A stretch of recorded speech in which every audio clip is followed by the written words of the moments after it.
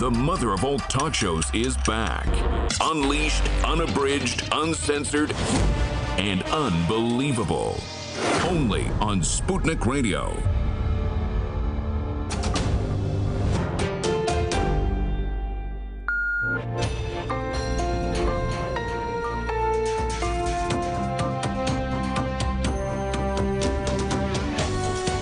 You're listening to Radio Sputnik. Telling the untold. Welcome to the Open University of the Airwaves with George Galloway. Only on Sputnik Radio. Welcome to the mother of all talk shows, the Open University of the Airwaves. There are no tuition fees, and you are positively encouraged to speak back to the teacher. The Middle East is on fire again, and not in the usual place. It's back in Iraq, where 100 and more people have been shot dead with live fire in less than a week, and more than 6,000, I think, have now been wounded. Hong Kong is on fire, and for China's National Day, didn't rain on their parade, it rained Molotov cocktails. And Britain is on the brink of Brexit or its alternative, whatever that might be. In fact, the British Prime Minister, Boris Johnson, might be on the brink of jail, and Donald Trump is facing impeachment again. Not Russiagate this time, it's the Ukraine gate. Or is it? Who's really up to no good in the Ukraine from the present and indeed the past US administrations?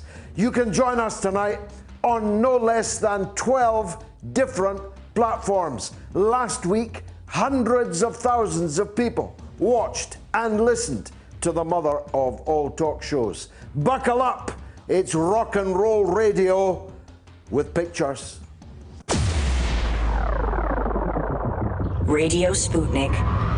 We speak your language. The mother of all talk shows. The only education you can get for free.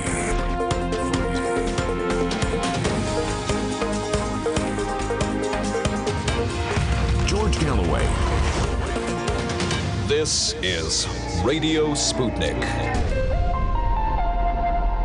This is London, but broadcasting to you, of course, all over the world, in every country, every territory in the whole wide world. And on lots of new platforms tonight, I shall adumbrate the list just very shortly. You can call us, you can Skype us. Above all, you can tweet us, as literally thousands of you are now doing. Well, last week was a record show. 100,000 people watched the show in the first 24 hours. We don't know how many listened, but if we work on the rule of thumb that we prefer, that as many people are listening as are watching, then I can safely say that in the last 7 days, hundreds of thousands of you enjoyed the Open University of the Airwaves, the mother of all talk shows. Now, it's all working out so well in Iraq, isn't it, Mr. Blair? Tony Blair, who's on television, radio, and on our front pages every single day, telling us that Brexit is bad for us, and more importantly, going to Brussels actively to undermine the British government's negotiating position with Brexit, is the man that brought us the Iraq that is currently on fire. More than 100 people have been killed. More than 6,000 people have been wounded in less than a week of live firing from the security services of the government, at least at the time of broadcasting of Abdul Mahdi. Prime Minister Abdul Mahdi is a weak Prime Minister. That's part of the reason why he was installed in power. I shall try, in the time available to me, to explain the different forces that are at work on the streets of Iraq, not just Baghdad, not just Basra, but in many parts of the country hitherto untouched by anti-government militancy. But it's fair to say that whatever else was ushered in by the Bush and Blair invasion and occupation of Iraq, it has all turned out to be an unmitigated disaster. More than a quarter of all the young people in Iraq are unemployed. In a country rich in oil and gas, the lights don't go on for much of the time for much of the population. The damage from the war, from shock and awe, has not been repaired. The state and its foreign patrons live like kings in the green zone beyond, they hope, the wrath of the population. There is mass poverty in Iraq. All these years after Bush and Blair invaded it to bring it a new era of liberty, democracy, and prosperity. So, despite my differences with the government in Baghdad, I've got to say I hold the British and American governments primarily responsible for the devastation of a country that was once one of the richest countries in the world, that had the highest number of PhDs studying abroad of any Arab country. The only Arab country to have a science base. That was the whole basis of the invasion of Iraq in the first place. Iraq has been beggared, devastated, and destroyed by the brigands of the so-called international community, who turned out actually to be George W. Bush and Tony Blair and one or two islands of misfortune who are beholden to them. So what's happening in Iraq? The government has utterly failed to come to grips with economic crisis, despite oil production in Iraq being at an all-time high as it was in the 1970s when Iraq was at its most prosperous. Corruption is absolutely rife. The corruption goes from the top like the fish. Everything rots from the top, but it goes right down to policemen on the beat, on the traffic lights, to officials of all kinds who are shaking down the population, and the population are mad as hell, and they're not going to put up with it anymore. It cuts across sectarian boundaries. The rioting, protesting, and gunning down of demonstrators is happening in Baghdad, in Shia and Sunni areas. It's happening in Basra, in overwhelmingly Shia areas. It cuts across all, at least, of the Arab population of Iraq. But that isn't to say that there is no foreign meddling in the affair. There's no doubt that there is. One of Abdul Mahdi's great crimes has been to talk to Russia about buying Russian military equipment. Another of Abdul Mahdi's great crimes has been to oppose the sectarian projects of Saudi Arabia and the United Arab Emirates, and both of those countries, using the media power that they have purchased, that they have been allowed, even encouraged to purchase, are fanning the flames in Iraq. One of the likely consequences of the disaster of the last 7 days is that Iran will once again be blamed. Blamed as Iran was for the disaster of Saudi and UAE policy in Yemen. And indeed, if I begin to list all the disastrous foreign policies, never mind domestic, of the tyrannies in the Middle East, particularly Saudi Arabia, it would take me all night to do so. But their hand is there in events in Iraq, because trouble in Iraq means more trouble for Iran, means more isolation of Iran. Although I've got to say, Iranian foreign policy looks like it's coming good on the Donald Trump track. Let me turn to him now for a minute. We'll be talking shortly to one of the finest writers in America and working for one of the finest outfits, Grey Zone. And the reality is that Donald Trump is in mortal danger of an impeachment motion being passed by the American House of Representatives. That does not mean he will be impeached. He said this week that it would be almost a civil war act to impeach him, to try to remove him from office and not allow him to contest the next presidential election. Well, I know this will disappoint some of you, but I've got to say that Donald Trump is right. It would be absolute madness to try and unhorse the John Wayne of contemporary American politics because Donald Trump has at least 38%, maybe 40% popular support in the United States, and they've almost all got guns. So it would be very, very foolish indeed. As to whether there's any substance to the current Ukraine-gate attack on Trump, I have to tell you my view, there absolutely is not. In fact, in any normal polity, the person on the rack right now about Ukraine would be Joe Biden, because just before his teeth shot out in the presidential debate the other day, it was revealed that Donald Trump had indeed asked the new president of the Ukraine to investigate malfeasance and corruption by previous administrations of the United States of America. Well, what's wrong with that? Would you prefer to cover up corruption in the Obama White House?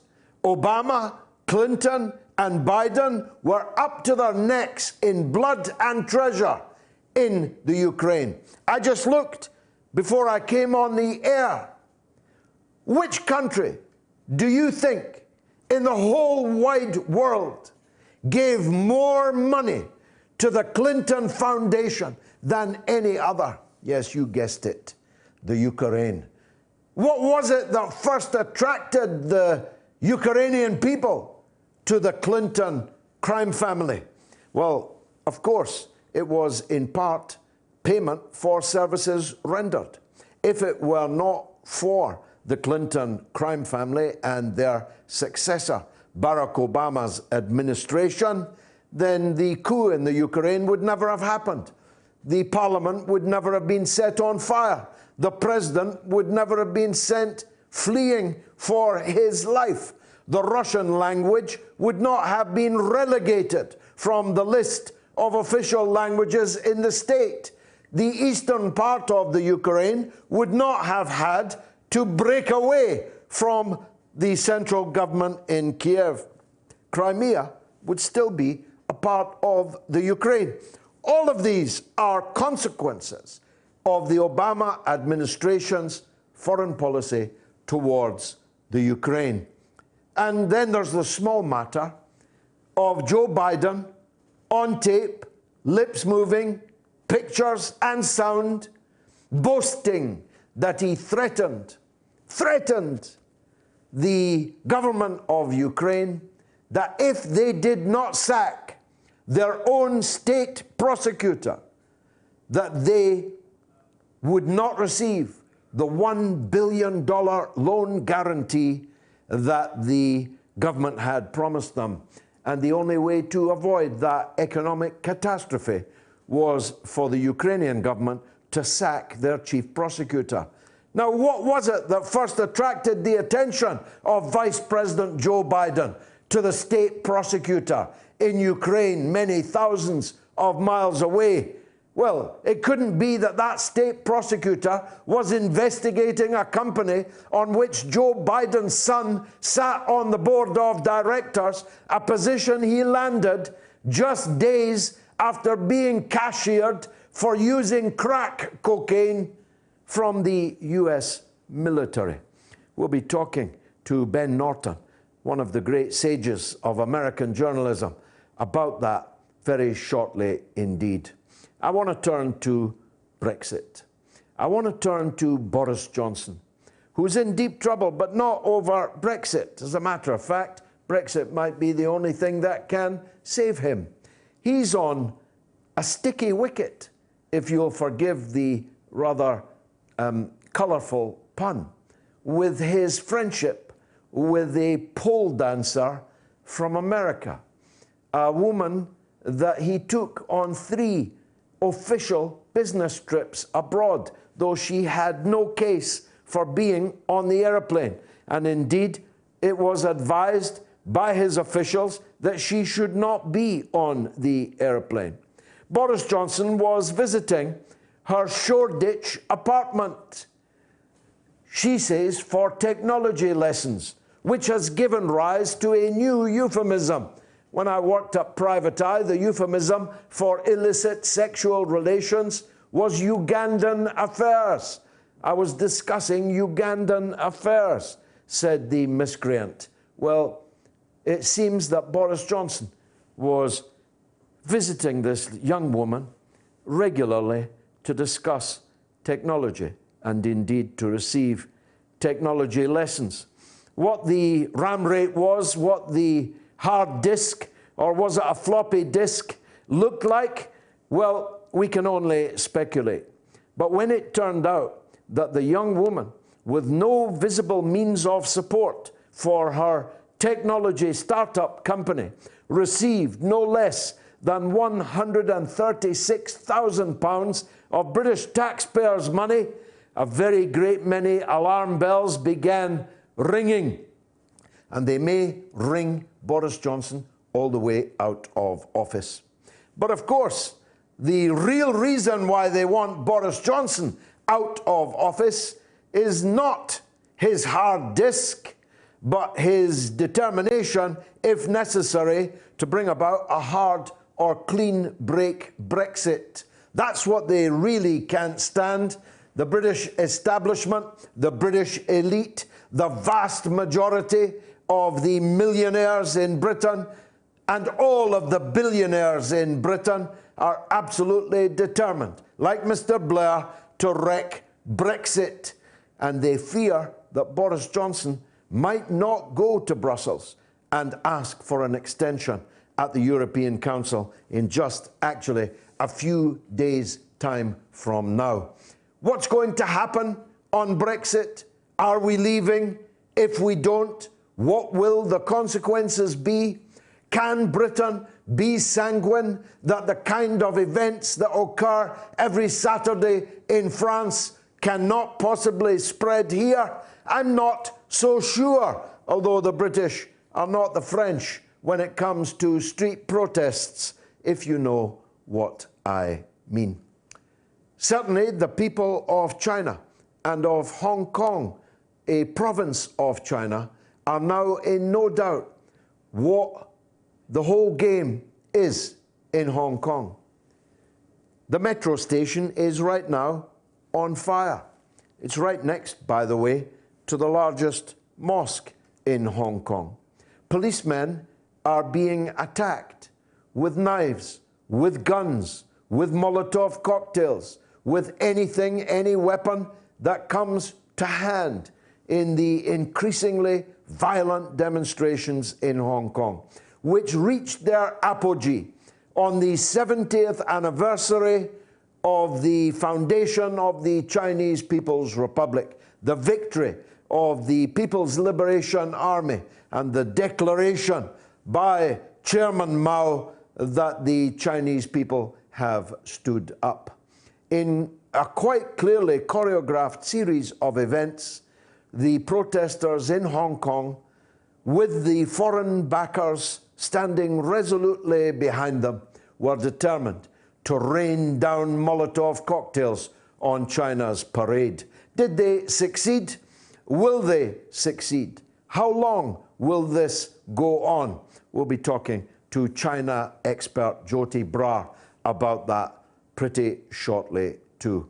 Have I missed anything? We've got Adam Garrie in the final hour. Hashtag Ask Adam if you've got anything to ask the cleverest man in England. And all kinds of other important announcements coming up. over the next, 2 hours and 40 minutes. Buckle up, as I said. This is rock and roll radio with pictures. Let me give you the telephone numbers to call. If you're in the UK, it's 020 77 982 255. That's 020 77 982 255. If you're in the United States, then you can call us on 001 757 744 4480. That's 001 757 744 4480. You can tweet us at George Galloway, at RTUK News. Now, I've got a long list of places that you can watch as well as listen. Of course, listeners are just as valuable to us as viewers. We're not vain or anything. We like to think that as many people are listening as are watching. But if you are watching, here's where you can do it. On RT International's YouTube page and RT International's Facebook page. On RT UK's YouTube page and RT UK's Facebook page. On RT UK's Twitter. And on George Galloway Facebook, George Galloway YouTube, George Galloway Twitter, GG Moats Facebook, GG Moats Twitter, and if you're in Washington, D.C., on FM 105.5, on FM in the Washington, D.C. area, and on AM across the United States of America. And thousands, of course, are listening on our good friends' Sputnik News app. SputnikNews.com. Download their app. Why don't you? Join the growing number of people studying at the Open University of the Airwaves. You're listening to Radio Sputnik. By Any Means Necessary is your guide to the movement and efforts shaping the world around us, from mass incarceration. No longer am I interested in or concerned with prison reform. I am interested only in the eradication of prisons. To the battle between police and water protectors. It was a pretty punishing disregard for the sanctity of human life, that unleashing water cannons on peaceful, prayerful water protectors. From efforts to protect the environment. The climate movement is ready to, with plenty of opposition research and force and strength, along with, the right of both science and morality, to fight them on this. To the movement for Black Lives. When I first saw the Michael Brown video, and I saw that it clearly contradicted the narrative put forth by the Ferguson Police Department and by police supporters in general, 3 words came to mind. Color me shocked. Stay tuned to By Any Means Necessary, 5 days a week here on Radio Sputnik. Radio Sputnik. We speak your language. Find us at SputnikNews.com.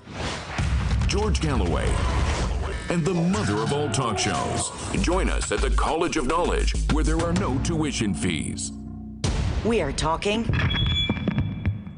24 hours a day, 7 days a week. You are listening.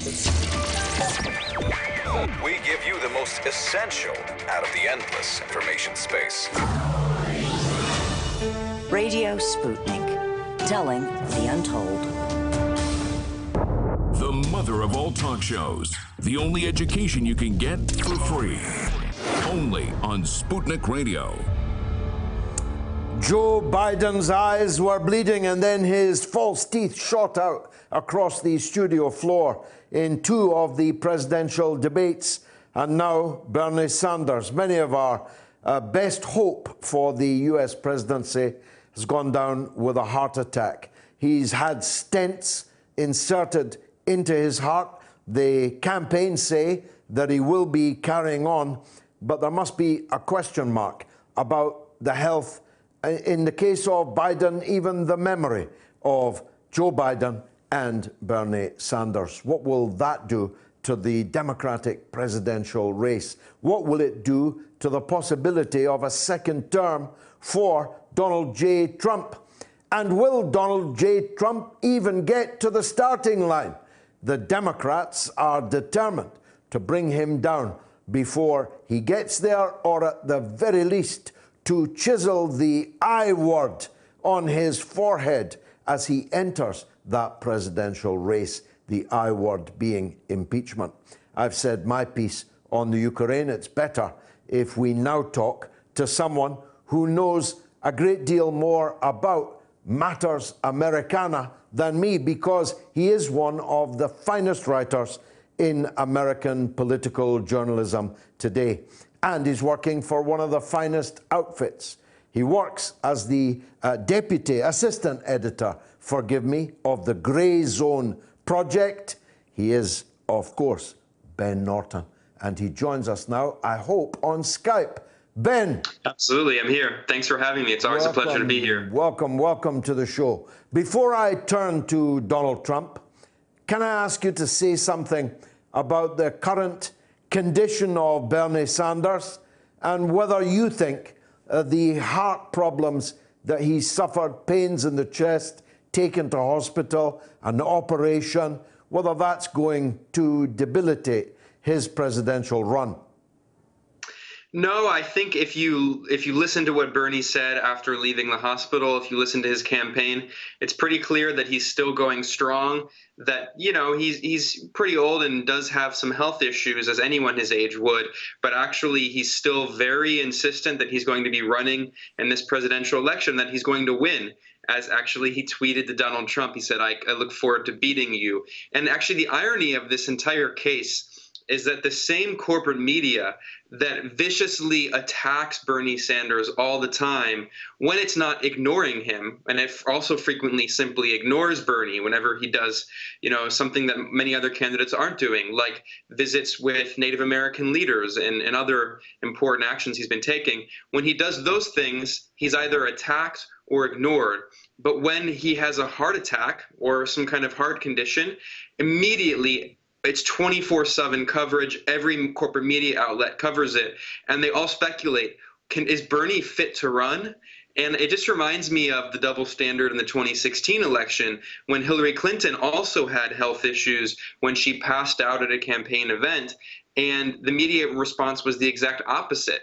The media response was, oh, her health condition is exaggerated, her health is fine.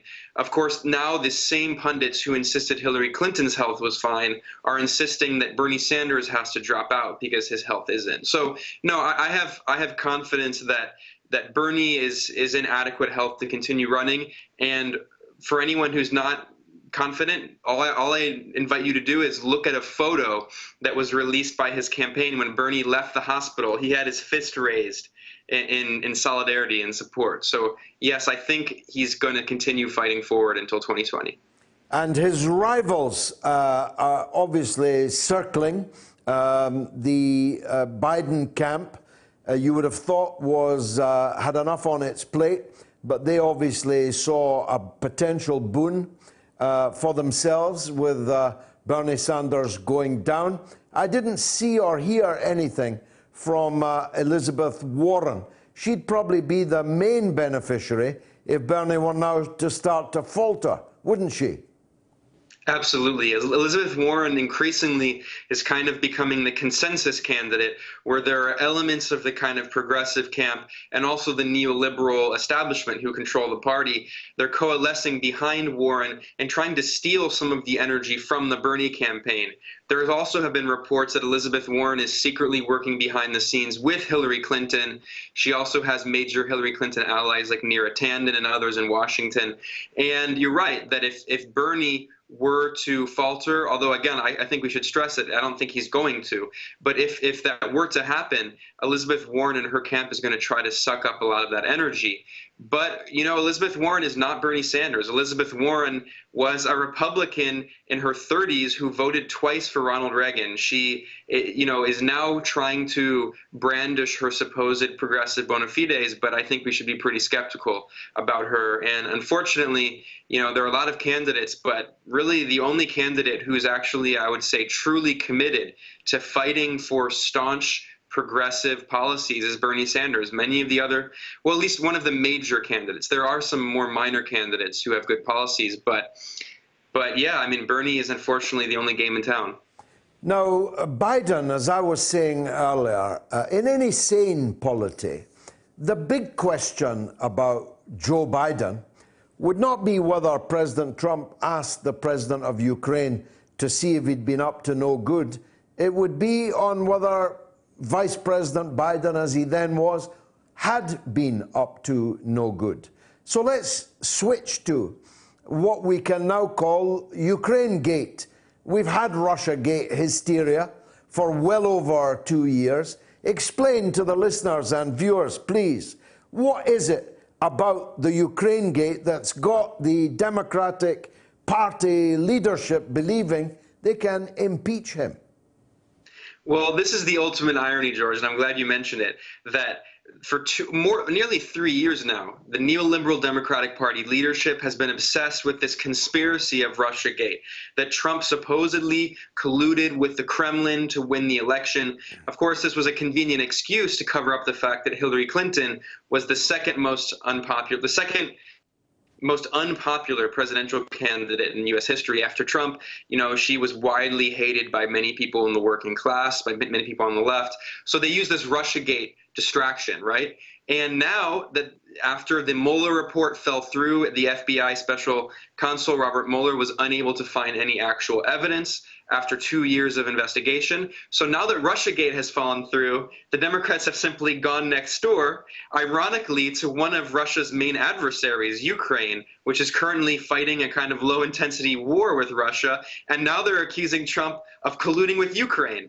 So Ukraine Gate is in many ways just the kind of same conspiracy, but just applied to a different country. The idea is that Trump was colluding with this foreign power, this time Ukraine, and specifically the new president Zelensky, to try to encourage a corruption inquiry into one of Trump's main adversaries, Joe Biden. Now, the other ultimate irony of this is that this is an actual case of real provable corruption. And we can talk about that, but the Biden family is really, and not just the Biden family, other parts of the Democratic Party are really implicated in serious corruption and scandals in Ukraine. So the irony of this whole affair is that not only did Russiagate completely backfire against the Democrats and help Trump, they've actually moved to another scandal that is also very likely going to backfire once again and hurt the Democrats and help Trump by exposing real corruption among Democratic Party leadership. Well, we have actually seen and heard footage of Joe Biden boasting that he used the threat of a $1 billion loan guarantee to the then Ukrainian president if he didn't sack his chief prosecutor. Now, what would interest the Vice President of the United States in the chief prosecutor of Ukraine? Well, that's only explicable with reference to that chief prosecutor's investigation of Joe Biden's son's company, isn't it? Yeah, absolutely. And this is the ultimate irony, again, of this whole scandal, is that the corporate media outlets reporting on this story, Ukrainegate, are saying, well, ignore what Trump was looking into. Just ignore that. Instead, we need to impeach Trump because he colluded with Ukraine to get dirt on Biden and try to get Biden investigated for corruption. The corruption is real, though. And what they were trying to investigate is that Hunter Biden, Joe Biden's son, who is also notorious for his own problems, his own drug addiction. You know, he's got a lot of other problems, but we won't get into that. Hunter Biden was rewarded with a sinecure on a Ukrainian gas company, sitting on the board of directors and being paid $50,000 US per month.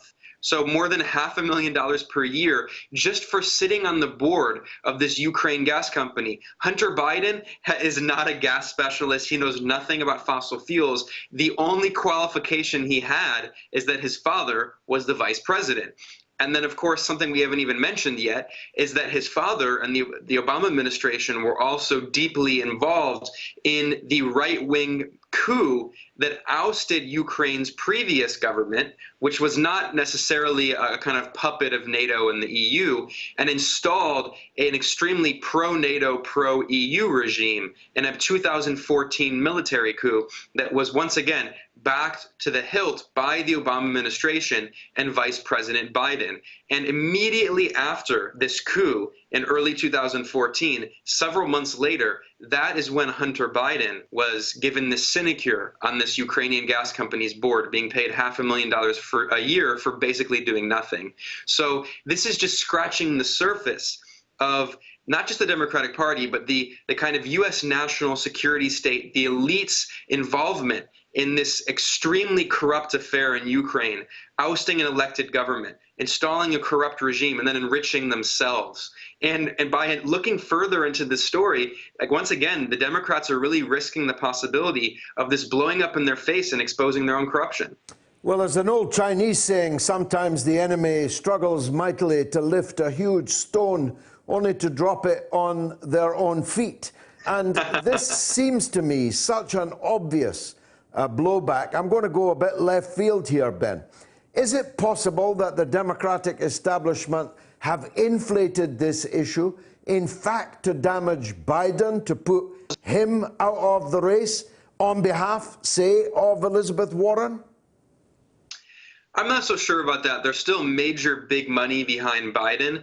But I think the thing is, that's certainly a possibility. But I actually think what's really going on is that Nancy Pelosi, who's been pushing a lot, she's really the leader of this new impeachment inquiry.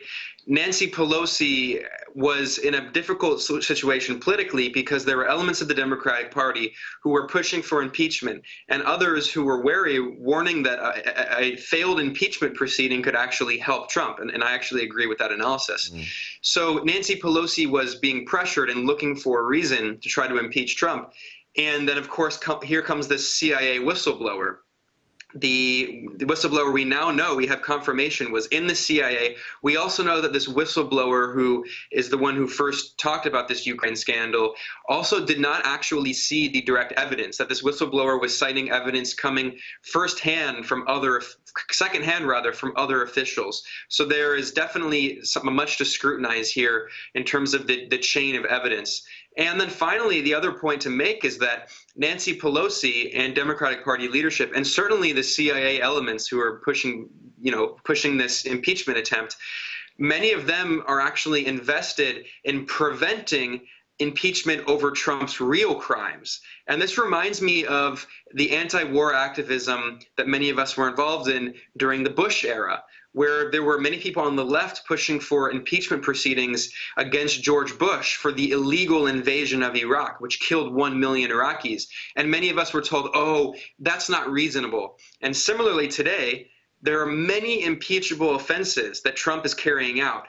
The genocidal war in Yemen, his strong support for the Saudi dictatorship, him putting children in privatized concentration camps on the southern border. I mean, there's just so many things. The war in Syria. But instead of actually talking about these impeachable offenses, they're dealing with this scandal that only implicates fellow elites, because they know, just as Watergate was an example of this, they know that if they actually go after Trump for his real crimes, that would implicate both parties, both of the elites that are from both corporate parties. So it's helpful to look back at Watergate. Remember, Watergate was not about Nixon's crimes against humanity in Vietnam, Cambodia, and Laos, or any of his most egregious crimes. It was about the fact that he tried to get his party elites to go against other party elites. So this is an inter-elite battle, and Ukraine is the new battlefield where there's this kind of discussion of corruption without discussion of the key serious crimes that they're all implicated in. There's no way, finally, Ben, that it will succeed, is there? I'm not even so sure that they'll put it to a vote in the House itself.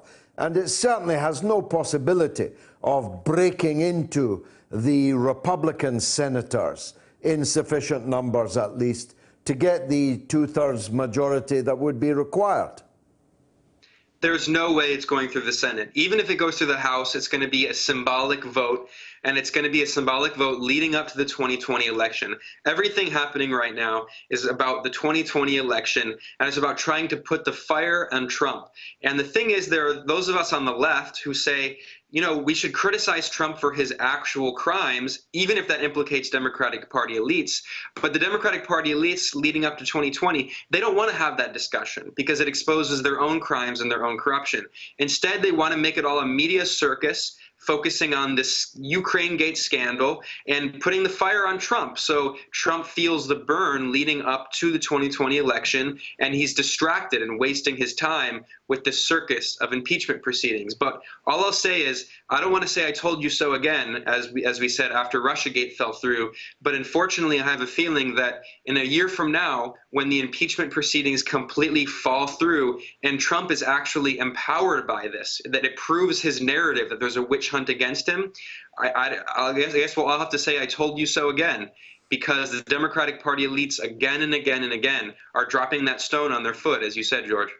Ben Norton of the Grey Zone Project, thanks for joining us on the mother of all talk shows.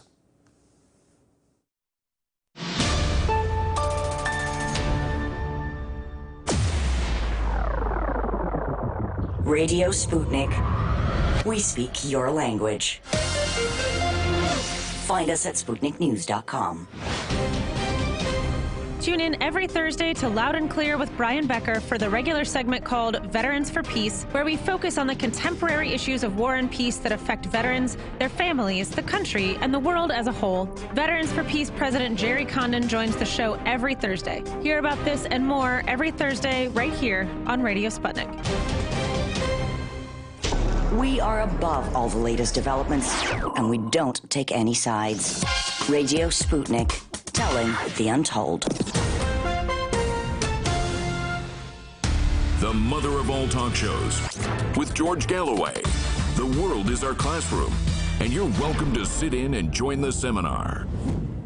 Well, I'm joined by the wonderful Elena with a plethora of messages of support and otherwise from the many platforms that we're on. But while she's collecting that data, let me return to what is now a regular slot of what happened on this day in history. Well, on this day or so, basically over the course of a week. And yet again, it is astounding how many of the significant events that happened in history on this day, in this week, that are still reverberating today.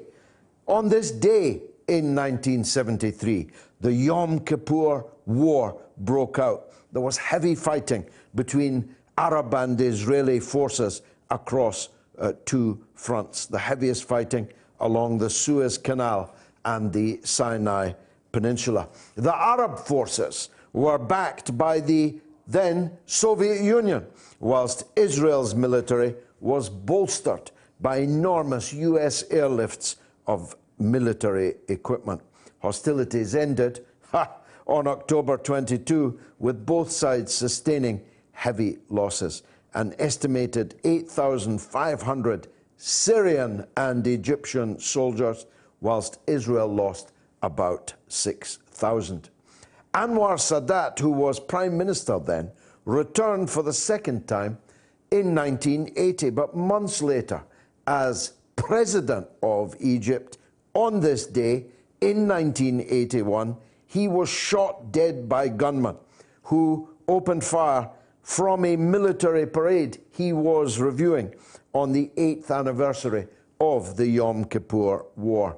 Following Sadat's assassination, 700 people were arrested, 25 faced a secret trial, and 5 of those were executed. Now, I don't want to run that past you again. Israeli soldiers dead, Egyptian soldiers dead, Syrian soldiers dead, and the rise of the very Islamist parties that shot dead Anwar Sadat on that military parade. All of these things are still reverberating today because the occupied Palestinian territories that were occupied or reoccupied in the final days of the Yom Kippur War are still occupied today, 1973. In fact, most of them occupied since 1967. Now, most of you were not even born when these things happened, and yet the consequence of them is still a giant elephant in the room of international politics today. Egypt has another Anwar Sadat in power. God forbid the same thing happens to him that happened to Sadat.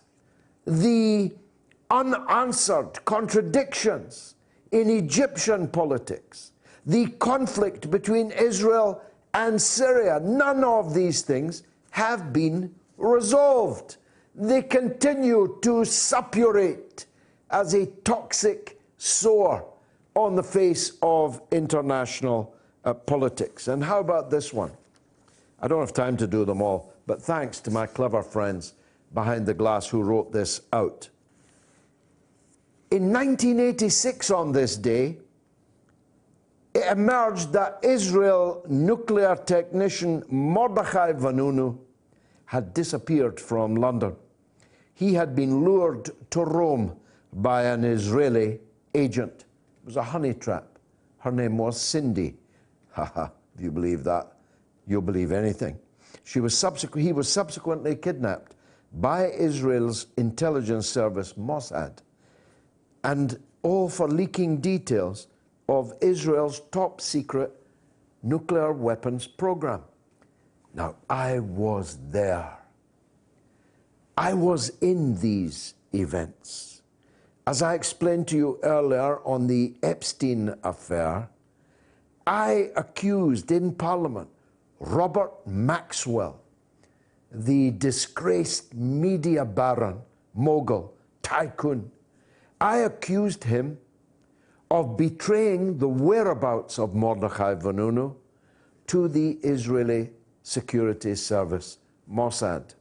What happened was that Vanunu had come here, naively imagining that the Daily Mirror, then owned by Robert Maxwell, would be the best place to hand over his documents, pictures, maps, diagrams, which showed Israel was in possession illegally, undeclared, at that time, of 120 nuclear missiles aimed at all Arab capitals, all regional targets. He thought Maxwell would publish that story. Maxwell did not. And eventually Vanunu went to the Sunday Times, then edited by my friend Andrew Neil, now of the BBC. Andrew Neil broke the story of Israel's illegal nuclear weapons.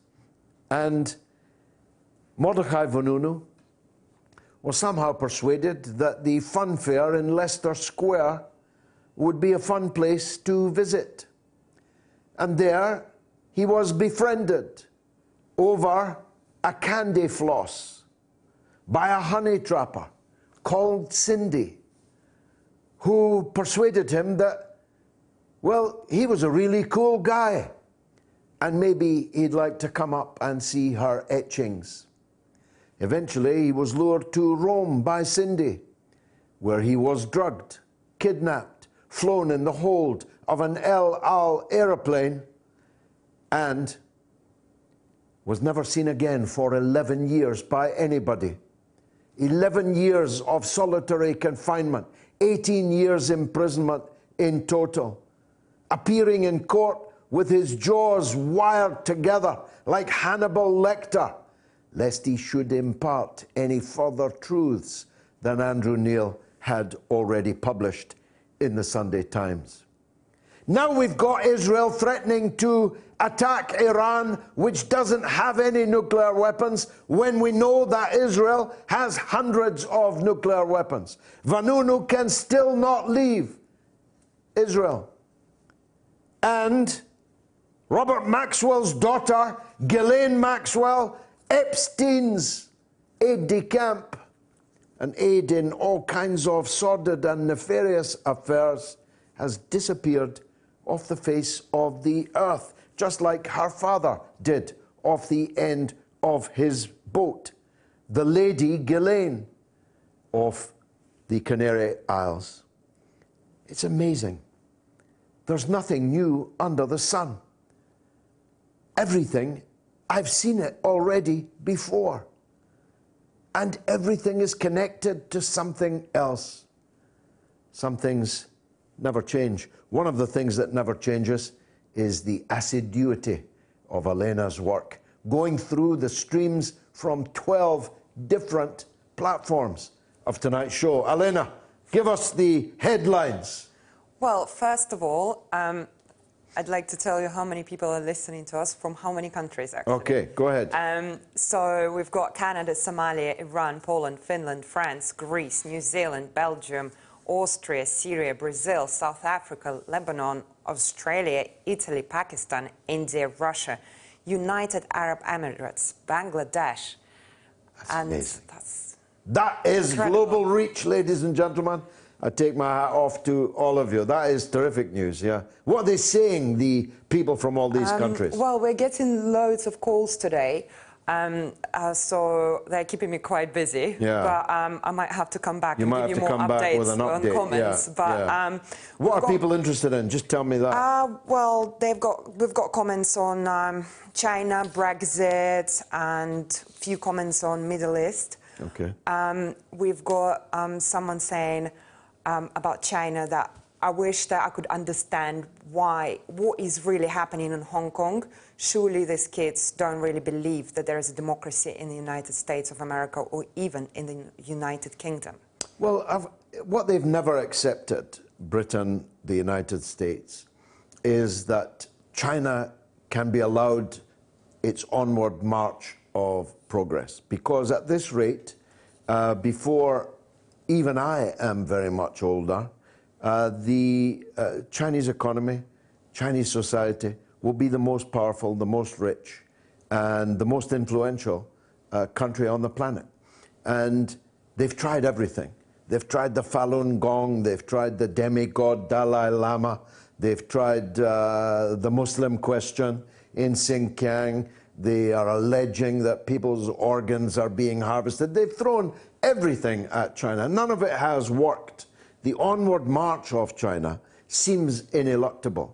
So what they've decided to do now is literally to divide China, to try and create on the island of Hong Kong basically a rebellion that China cannot stop except with the use of full force. And if it uses the full force, it will damage its reputation internationally, may, they hope, spark copycat Hong Kong-style rioting. You know this from your own part of the world, these color revolutions in the Ukraine, in Georgia and elsewhere.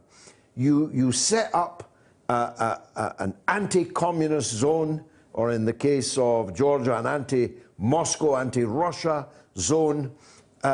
All of Russia's enemies or all of China's enemies then pile in resources, media coverage, and the rest. And you hope that this will spark something wider. In the case of China, I'm absolutely sure that that is going to fail. In fact, I think the majority of people, even in Hong Kong, never mind, across China, are extremely angry at the extremely violent protests that, I mean, they're not. When you set the metro station on fire, when you occupy the airport so that it actually literally can no longer be used, you're harming Hong Kong. You're harming the Hong Kong economy. You're harming the Hong Kong society.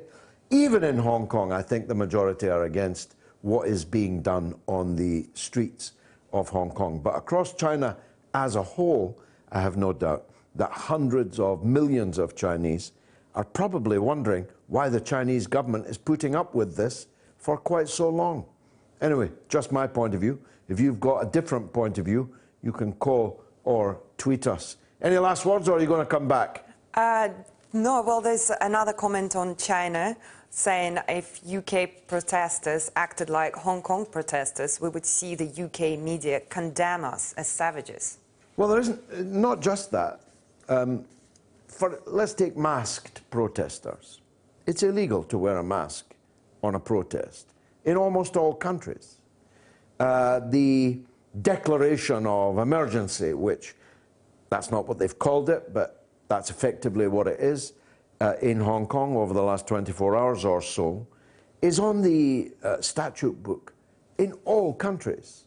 If your city centre becomes ungovernable because of violent protests by masked people wielding weapons, setting ablaze institutions of great importance in the state, in the economy, what else is going to happen but that there will be a crackdown? In this very building, there used to be a Conservative Party headquarters. A group of English students, some years ago now, attacked it, smashed its windows and so on. And from the roof above us, someone dropped or threw down a fire extinguisher, which narrowly missed a police officer. I promise you, the wave of outrage in the British media over the events that day have never left my mind, all these years later. But that's a quiet afternoon in Hong Kong. In Hong Kong, they're breaking into the parliament. They're trashing the parliament building itself, the Hong Kong Assembly building. They're setting fire to the central railway station. And they're not just narrowly missing police officers, they're actually hitting them with knives, with Molotovs, with iron bars. When someone steps up to support China, holds up a Chinese flag, sings the Chinese national anthem, they're set upon in the most savage way, which if it was happening here, never mind if it's happening here, it is happening in France every Saturday afternoon for almost an entire year. And the British media doesn't even cover it.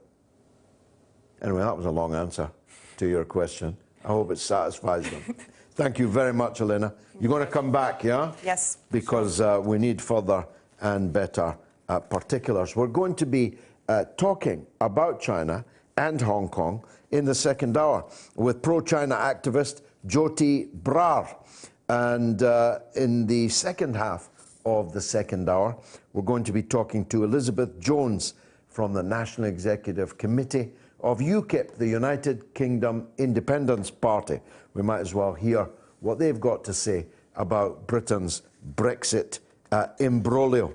And in the final hour, largely over to you for your calls. And of course, Ask Adam, the cleverest man in England, will do his best to answer your queries. Any question from music, probably not including football. I'm the man to ask about the football. I'll be here for the next 2 hours with the mother of all talk shows.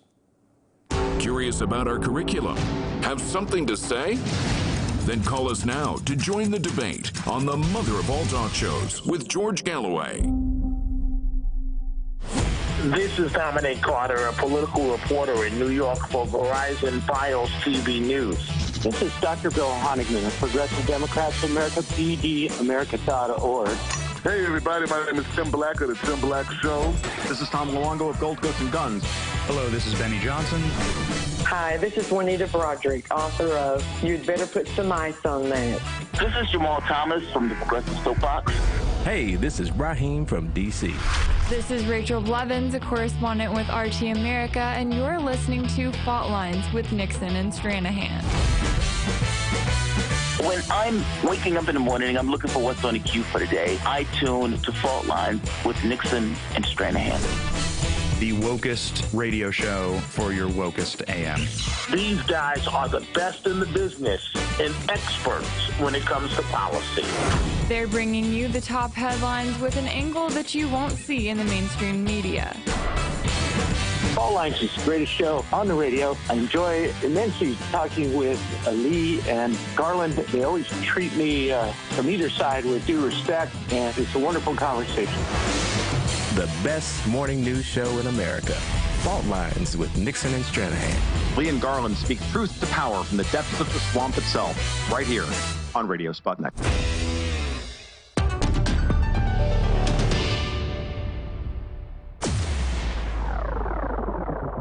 Radio Sputnik. We speak your language.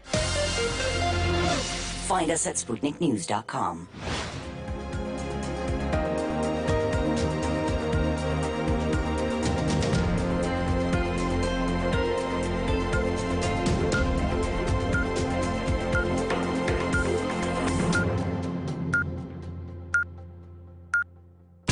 Radio Sputnik News.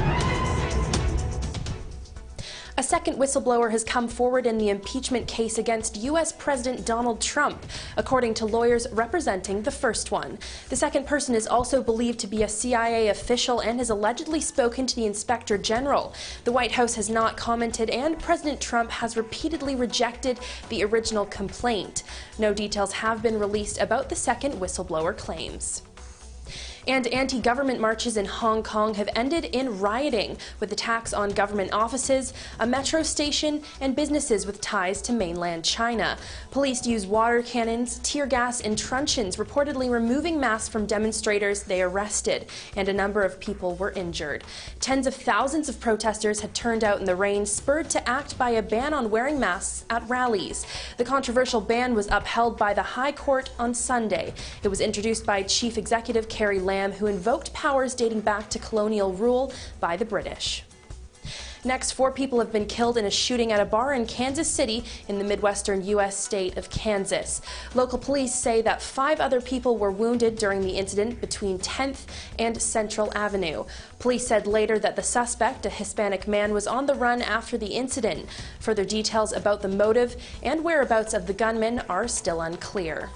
Local media report that shots were fired at about 1:30 local time. They claim a handgun was used at Tequila KC, a bar in the city center. The incident comes just weeks after 2 separate shootings in Texas, which left 44 people dead. And the United Nations has called for an end to the senseless loss of life in Iraq as the death toll from anti-government protests nears 100. Demonstrators say they're taking a stand against unemployment, poor public services, and corruption in the country. On Saturday, security forces broke up a mass rally in the east of Baghdad. 5 people are said to have died in the latest clashes in the capital, and security forces are again reported to have used live rounds and tear gas. At least 99 people have died and nearly 4,000 have been wounded since protests began in the capital on Tuesday before spreading to the south of Iraq. And United Kingdom Prime Minister Boris Johnson has claimed his Brexit proposals have picked up support in Parliament as he urged the EU to compromise.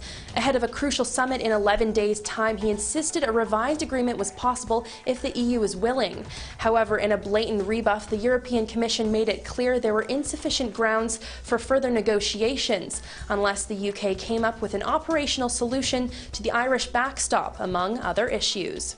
Talks are due to resume tomorrow as both parties try to find a new agreement in time for the Summit of European Leaders on the 17th and 18th of October.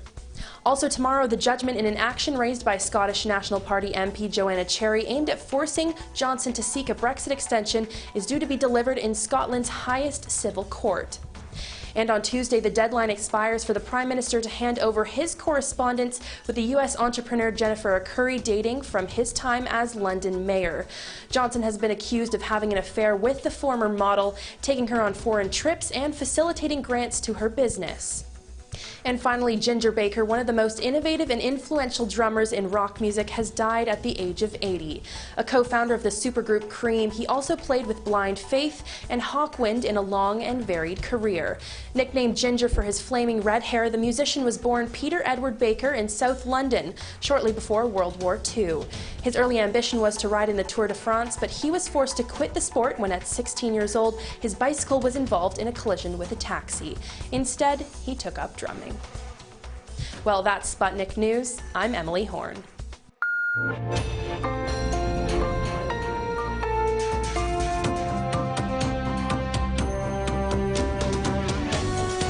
You're listening to Radio Sputnik. Telling the untold.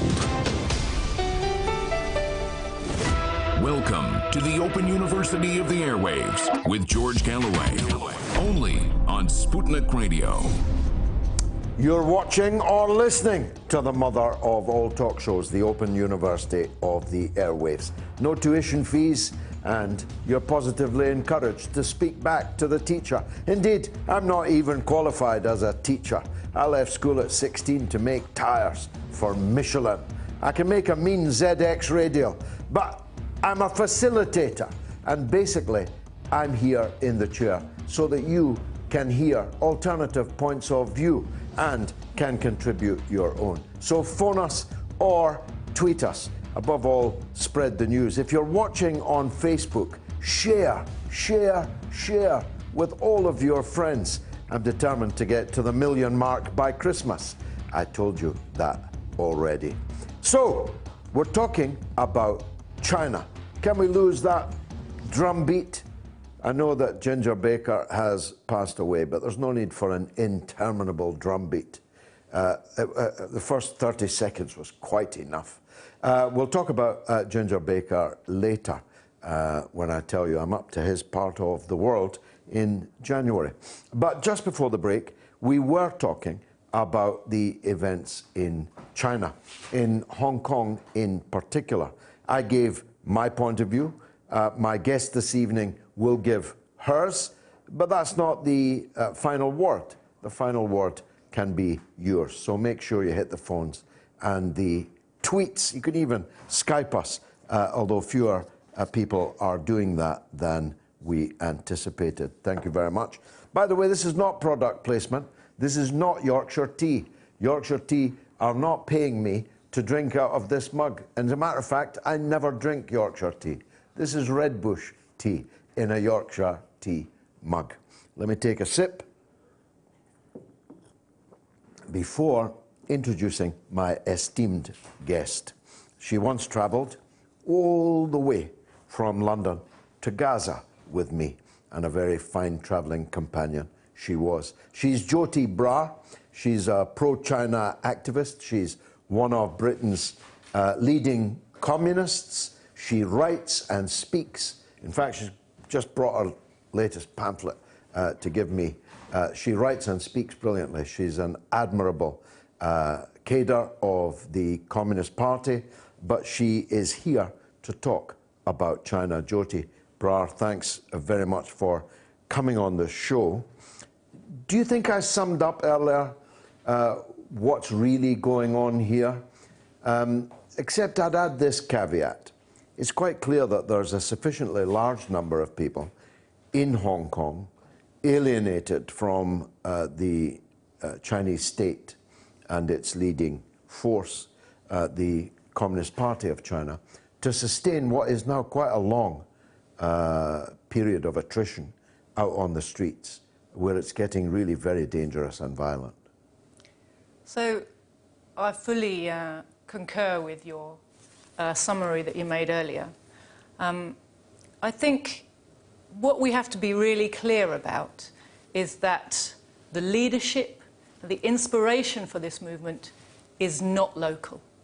It's very, very clear that this guy, Joshua Wong, I feel a bit like with Juan Guaido, very forgettable guy, right? Who is he? He is not the inspiration for this. He is a front guy. He's a young man who was picked up as a 17-year-old student during the umbrella protests, which were also organised from outside. We see him everywhere, photographed with every enemy of the people, every friend of imperialism, every proxy for imperialism around them. He's been photographed with the white helmets. He's been photographed with Maidan coup people from the Ukraine. You know, he is friends with every one of Washington's coup plotters around the world. It's clear that the funding, the instruction, the arming, and the organisation for this movement is coming from outside. You know, USA has become very adept at setting up innocuous-sounding organisations. They used to do it directly through the CIA. It got embarrassing, they got exposed, they got caught with their hands dirty too many times. Now we have the National Endowment for Democracy. It sounds lovely.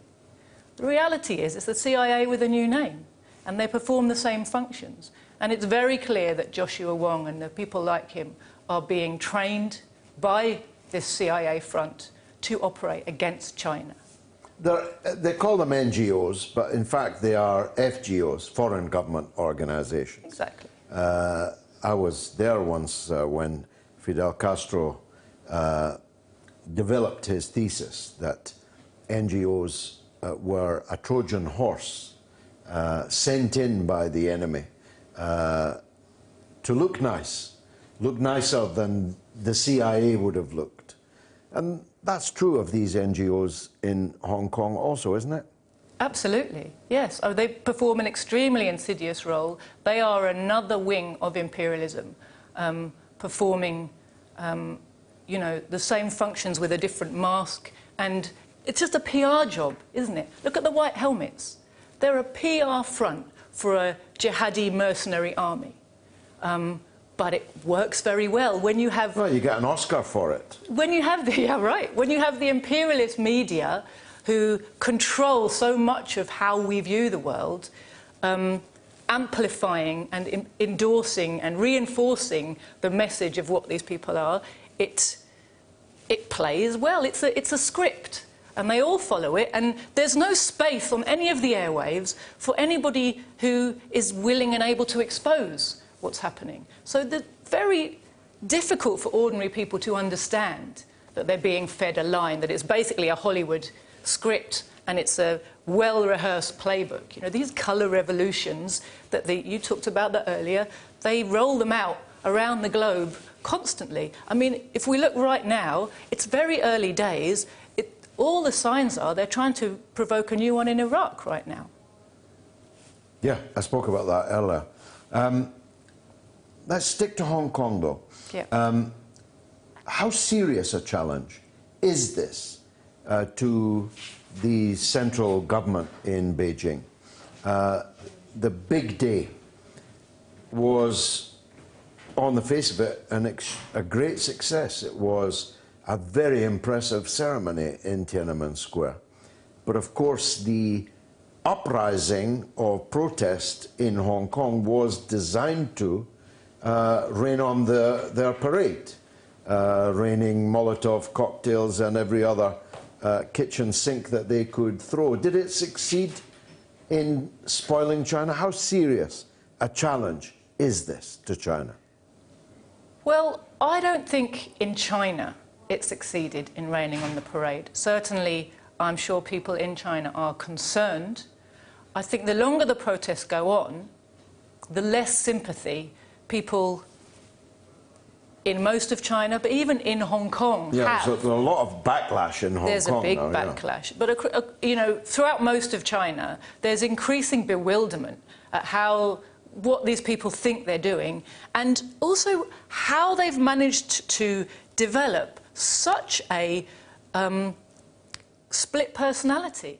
I mean, they've been indoctrinated, and, you know, clearly British and US intelligence agencies have been at work for a while developing this idea of a kind of superiority of Hong Kong to the rest of China.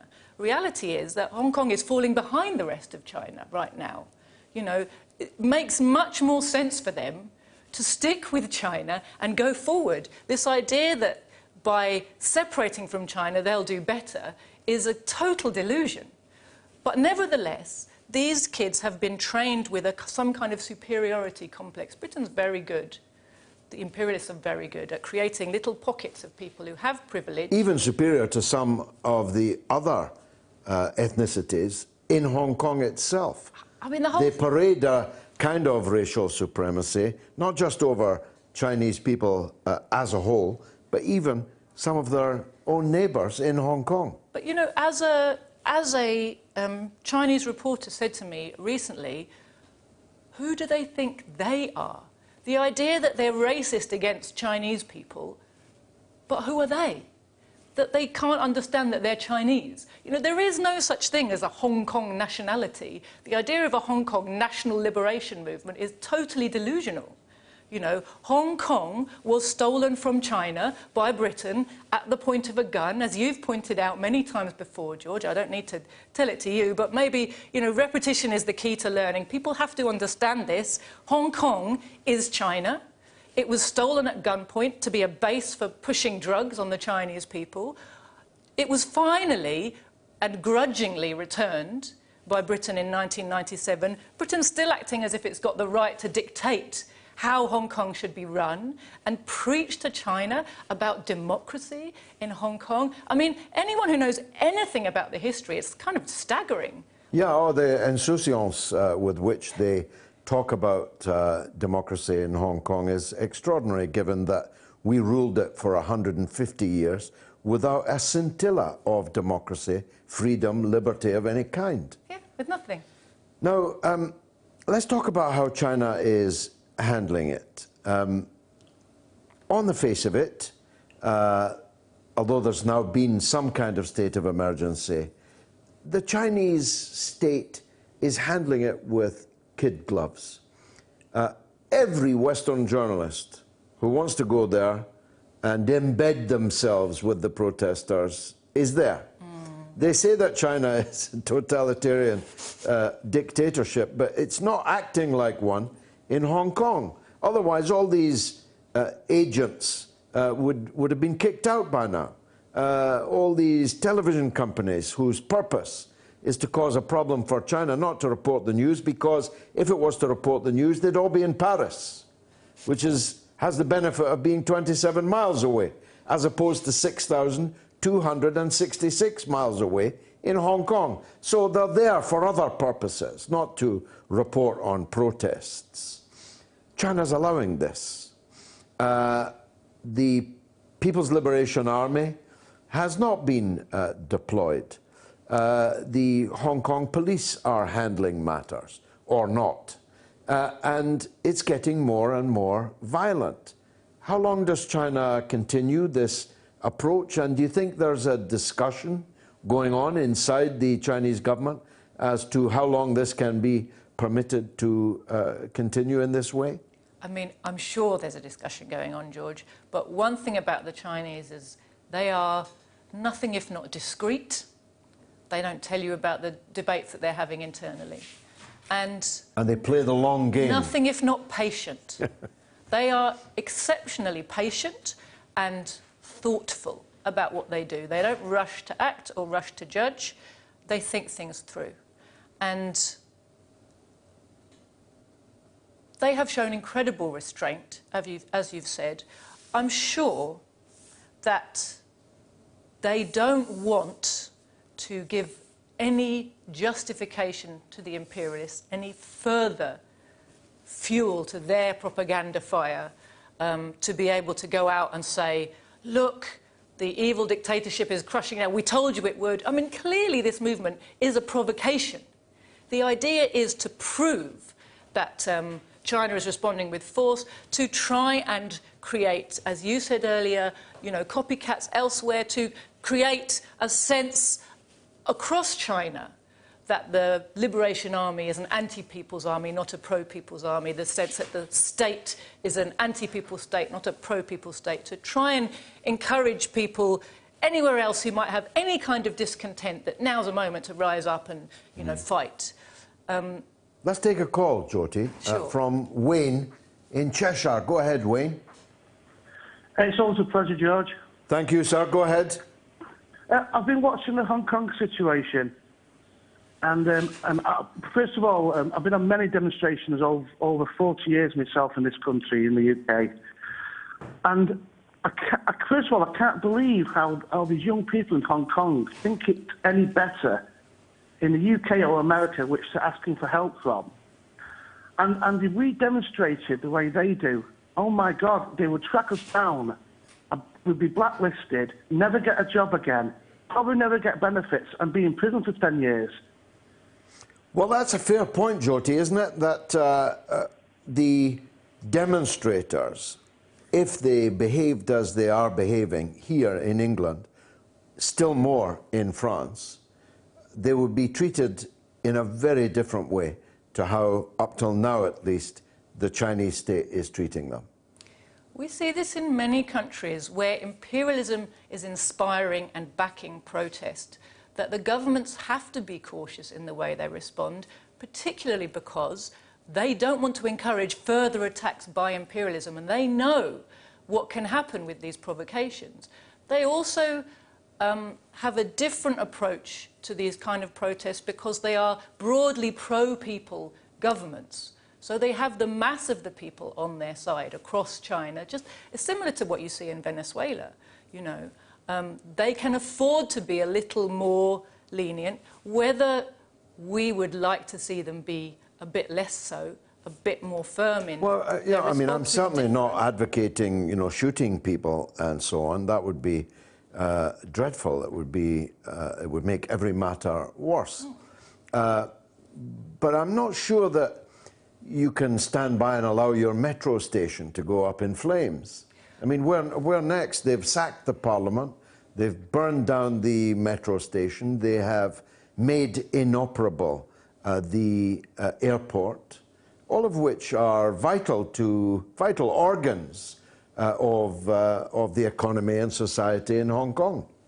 Well, something that's interesting, I think, about what's been going on is that you see, as the protesters are given more leeway to go their length, they are alienating many sections of Hong Kong society who might previously have been a little or quite sympathetic to them.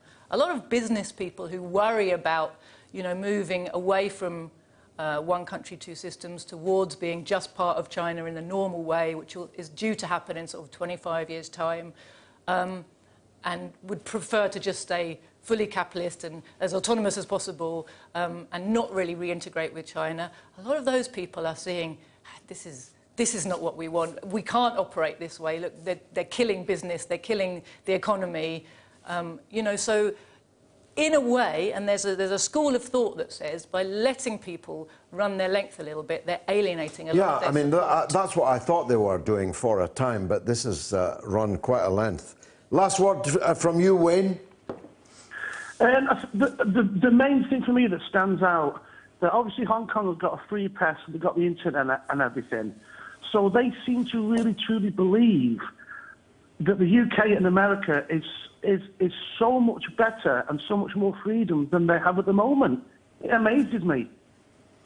Okay, Wayne from Cheshire, thanks very much for that call. Keep your calls coming in. Let's take a quick break.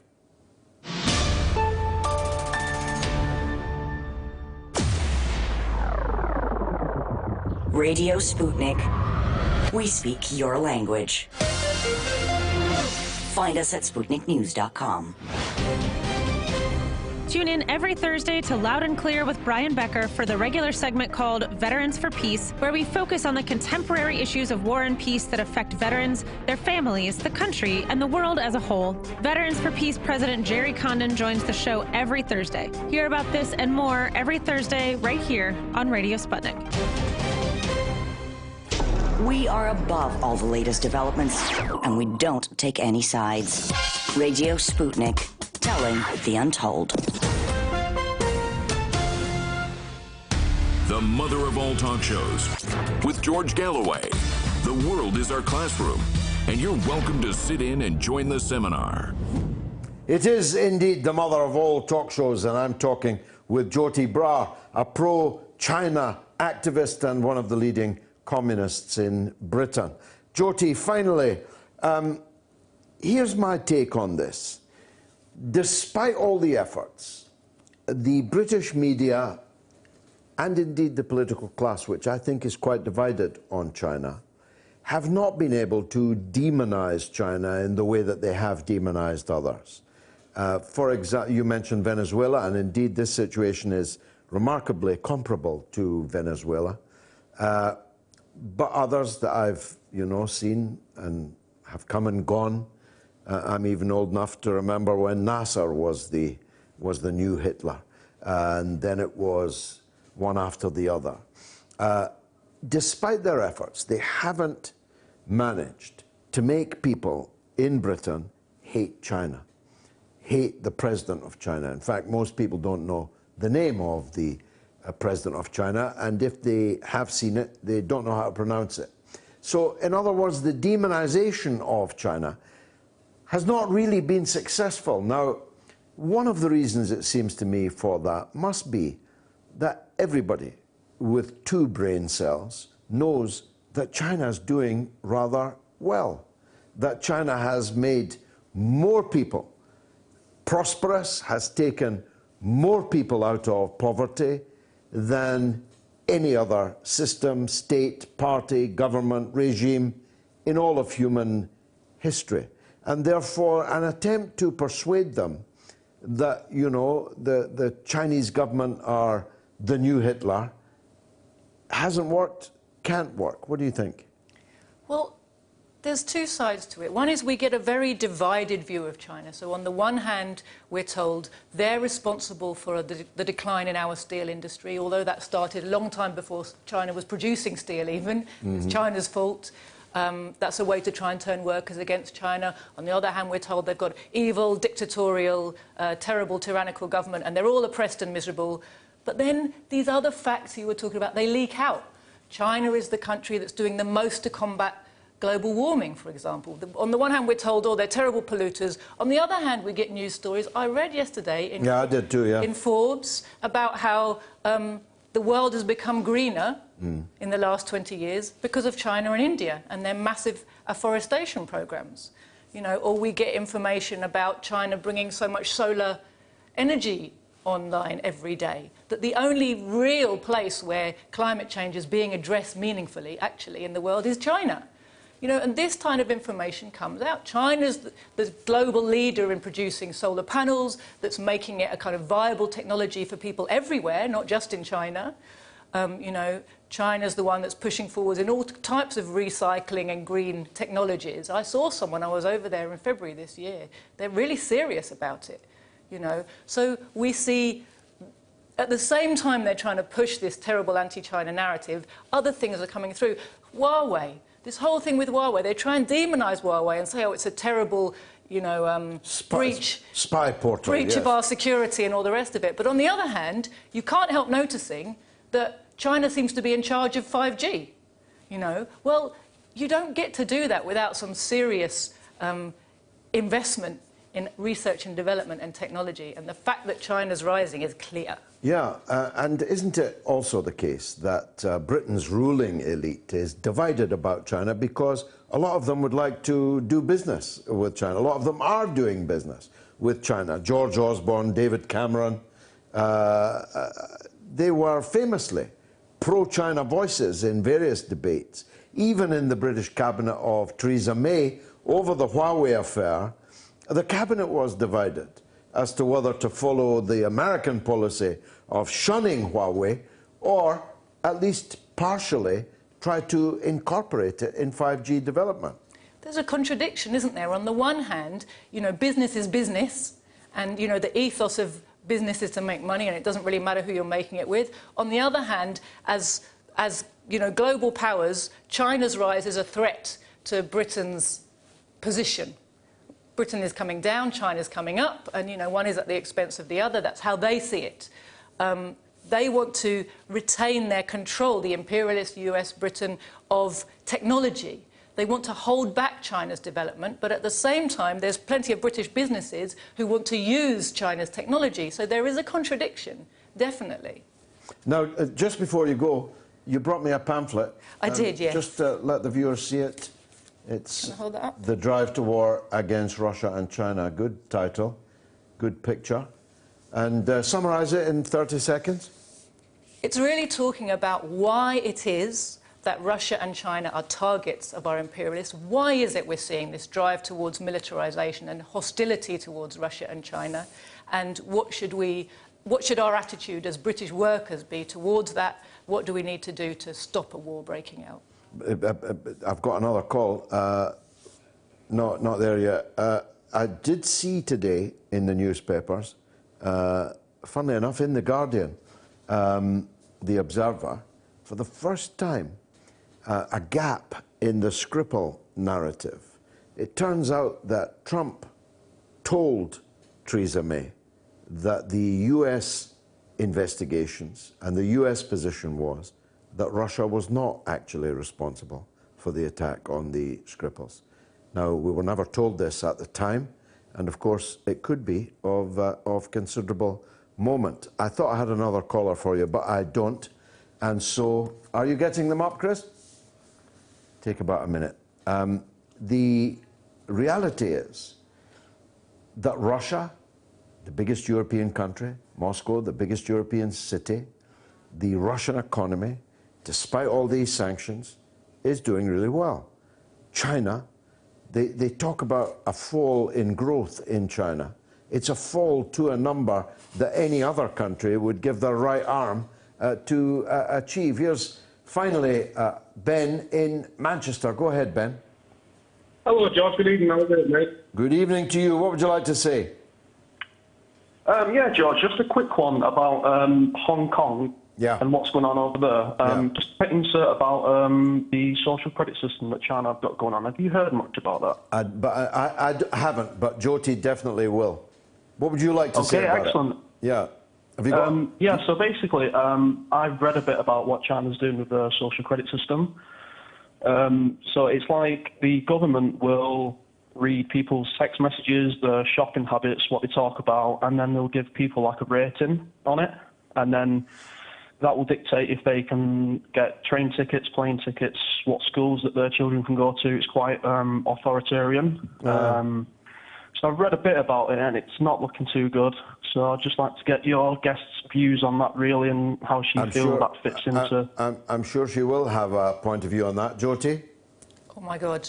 I hate to tell you this, George. I have no view. I've not looked into it at all. Neither of us knows anything about this, Ben.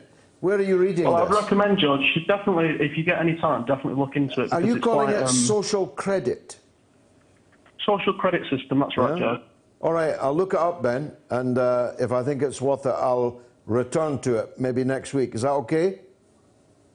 George, I think it's quite important. It's something that I don't feel Orwell could have dreamt up in his wildest imaginations. And really? As someone that believes in democracy and stuff, and freedom of speech, freedom of thought and expression. Well, you wouldn't want to talk to me about freedom of speech and freedom of expression, would you, Ben? Because I've been hunted from the very few corners of the mainstream media that I once occupied. Because of my determination to freely speak and freely express my point of view. So I'm sure you're not saying that Britain, and even less so the United States, are themselves exemplars of freedom of speech and freedom of expression, are you?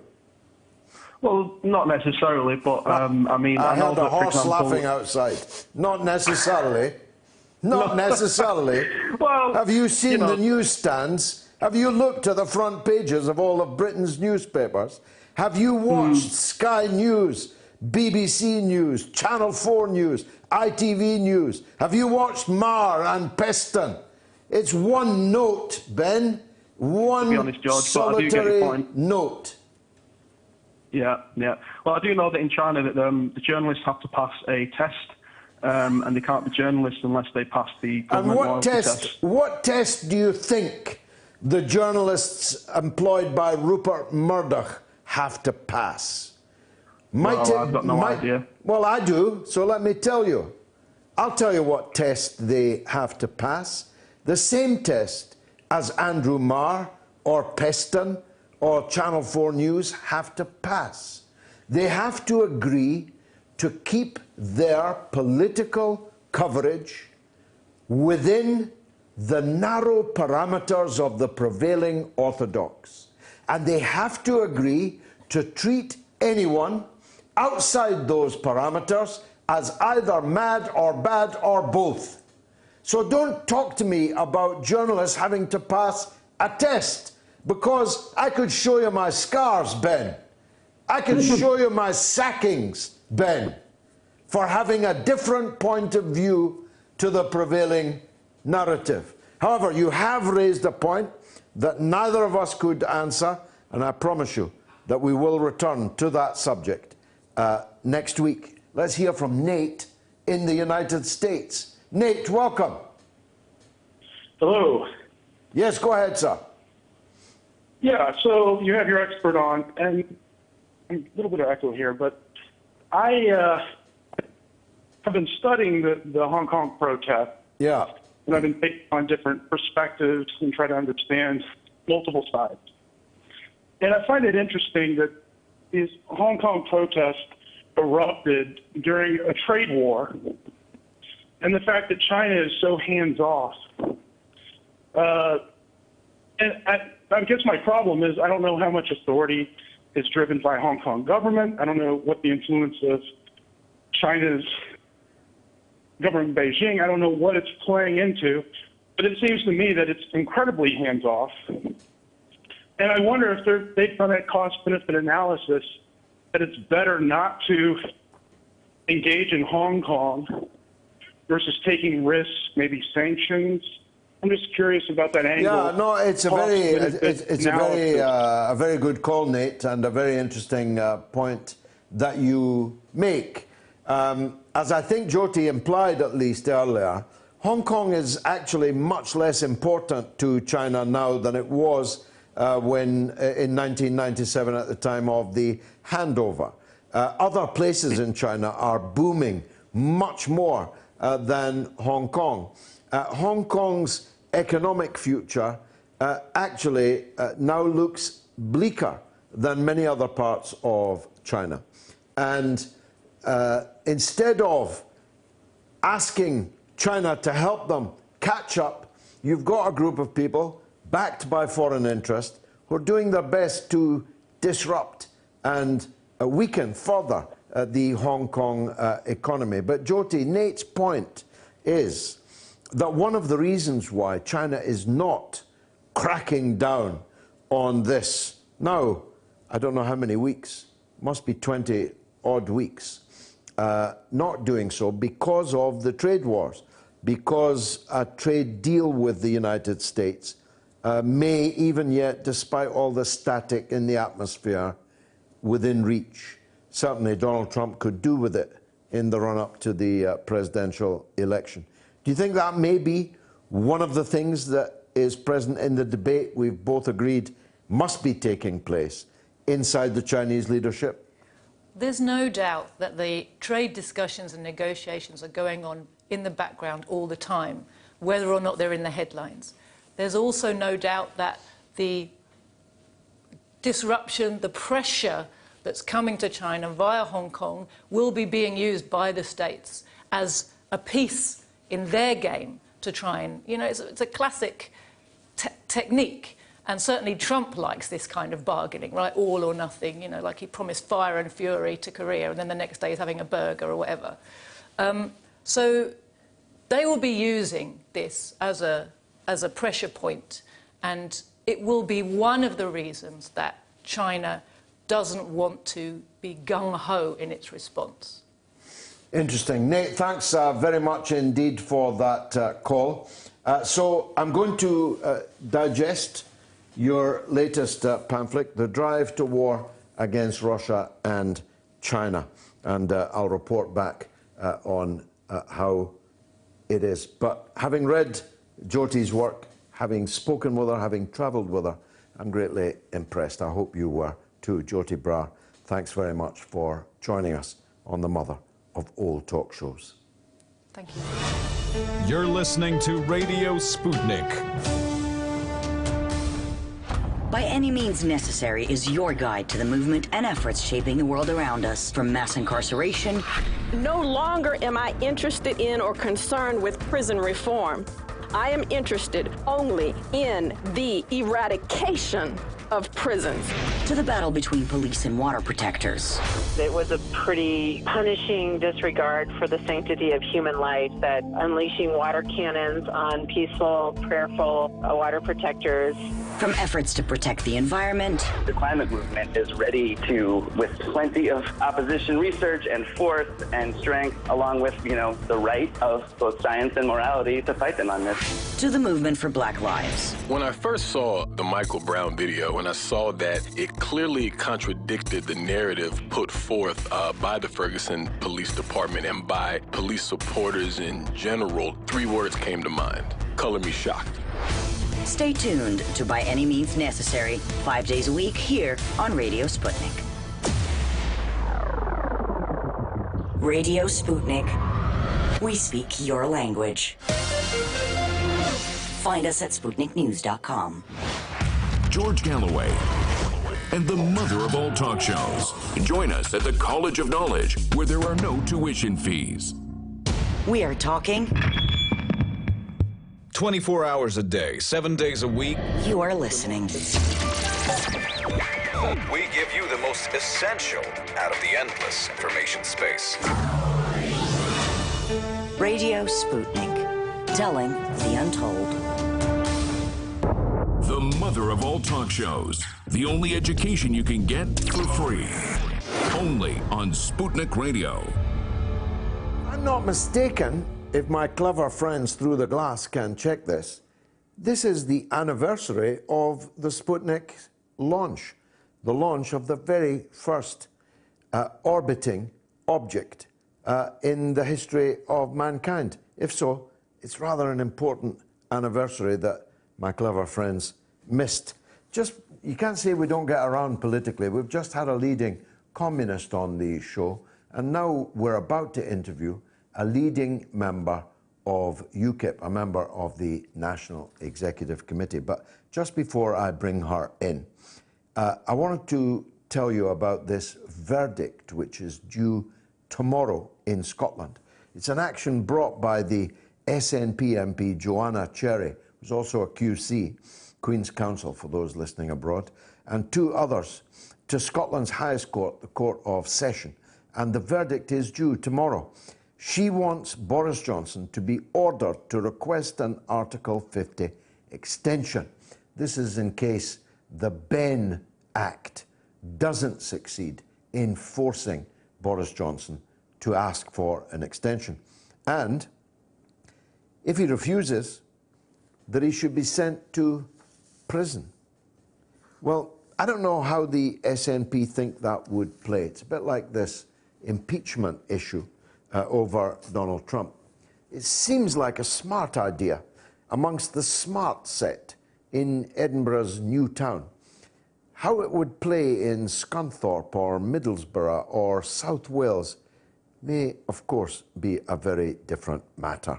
Anyway, on the telephone is the aforementioned Elizabeth Jones from the National Executive Committee of UKIP, the party, when led by Nigel Farage, which won the idea of having a referendum on British membership of the European Union, and therefore played a decisive role in changing the course of British history, although not quite yet, because we haven't left yet. Elizabeth, thank you very much indeed for joining us on the show. Well, a pleasure to be here. Thank you very much, Mr. Galloway. You're welcome. Elizabeth, are we going to Brexit on Halloween or not? I hope, with Godspeed, with all the luck in the world, the luck of Scotland, the luck of England, the luck of Wales and Northern Ireland, that yes, we will be leaving on Halloween. And what a great date that will be. I think we will leave because people have had really enough. And if we are going into the realms of superstition, as we speak right now, the Eries of Extinction Rebellion are enclosed around the area around our Houses of Parliament, and it appears that they have now created a ring of steel. So I don't know how the MPs are going to go in and out in order to consider the Benn Act or any deal of Mr. Johnson until after their 2-week sojourn is complete. Well, that's an interesting piece of breaking news. I did see the police mustering when I was coming into the building late this afternoon, and now I realise why. It may be that the Extinction Rebellion comes to the aid of Brexit. That would be a pretty big irony. The question is, Elizabeth, do you believe that Boris Johnson is going to potentially risk imprisonment by breaking the Benn law? And if so, what will he do to justify such, on the face of it, anti-parliamentary, anti-democratic, anti-legal behaviour? Now, you said anti-parliamentary, anti-democratic and anti-legal.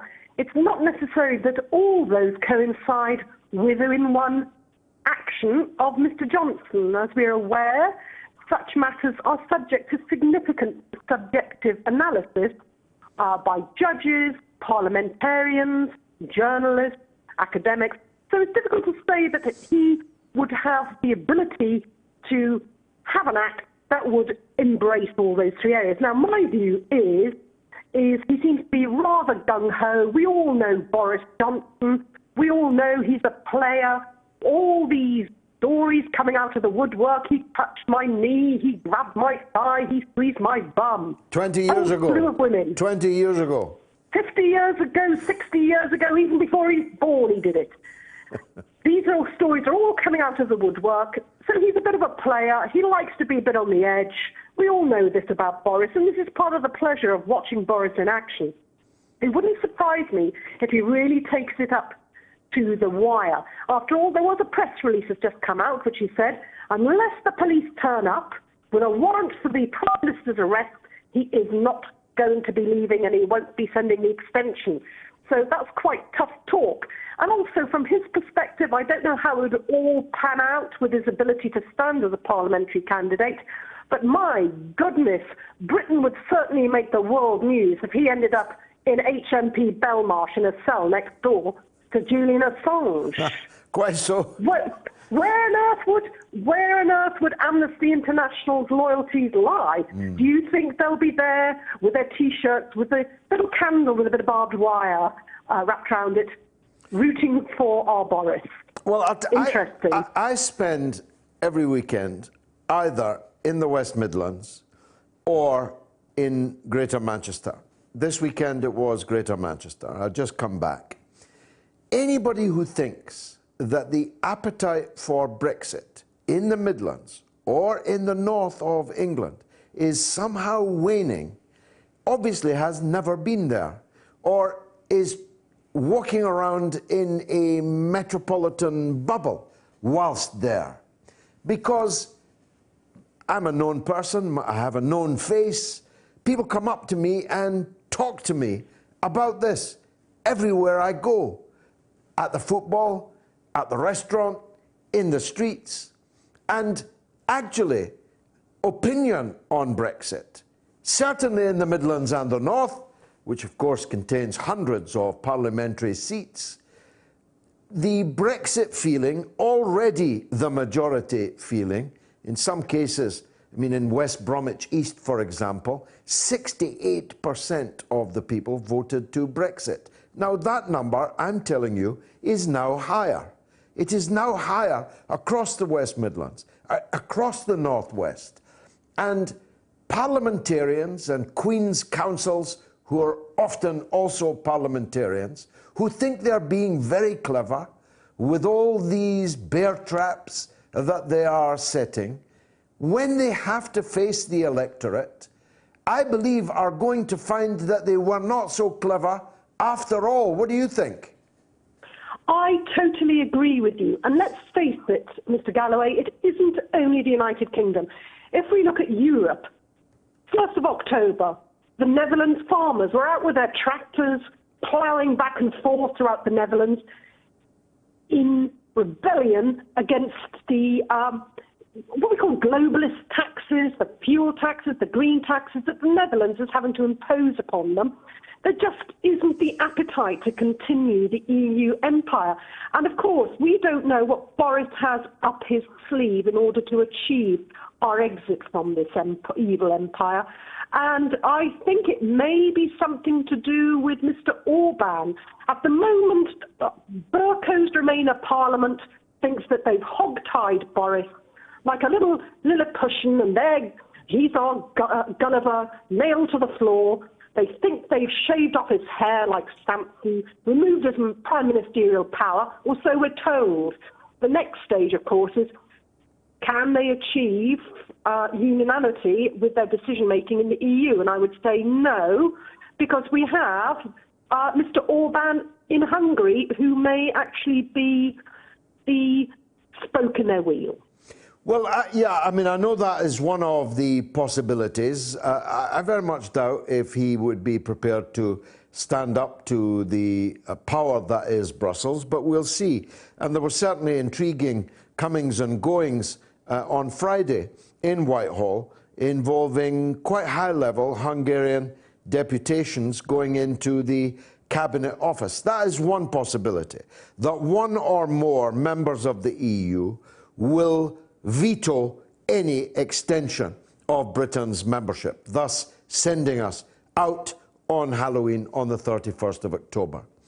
A second, though, I think rather more telling, is that if we do have an extension, Britain, which would then still be a member of the EU, still at the Council of Ministers, still with a veto on important EU matters, still with a spoke they can put in the wheel of the budget, for example, that Britain actually could go on a wrecking mission.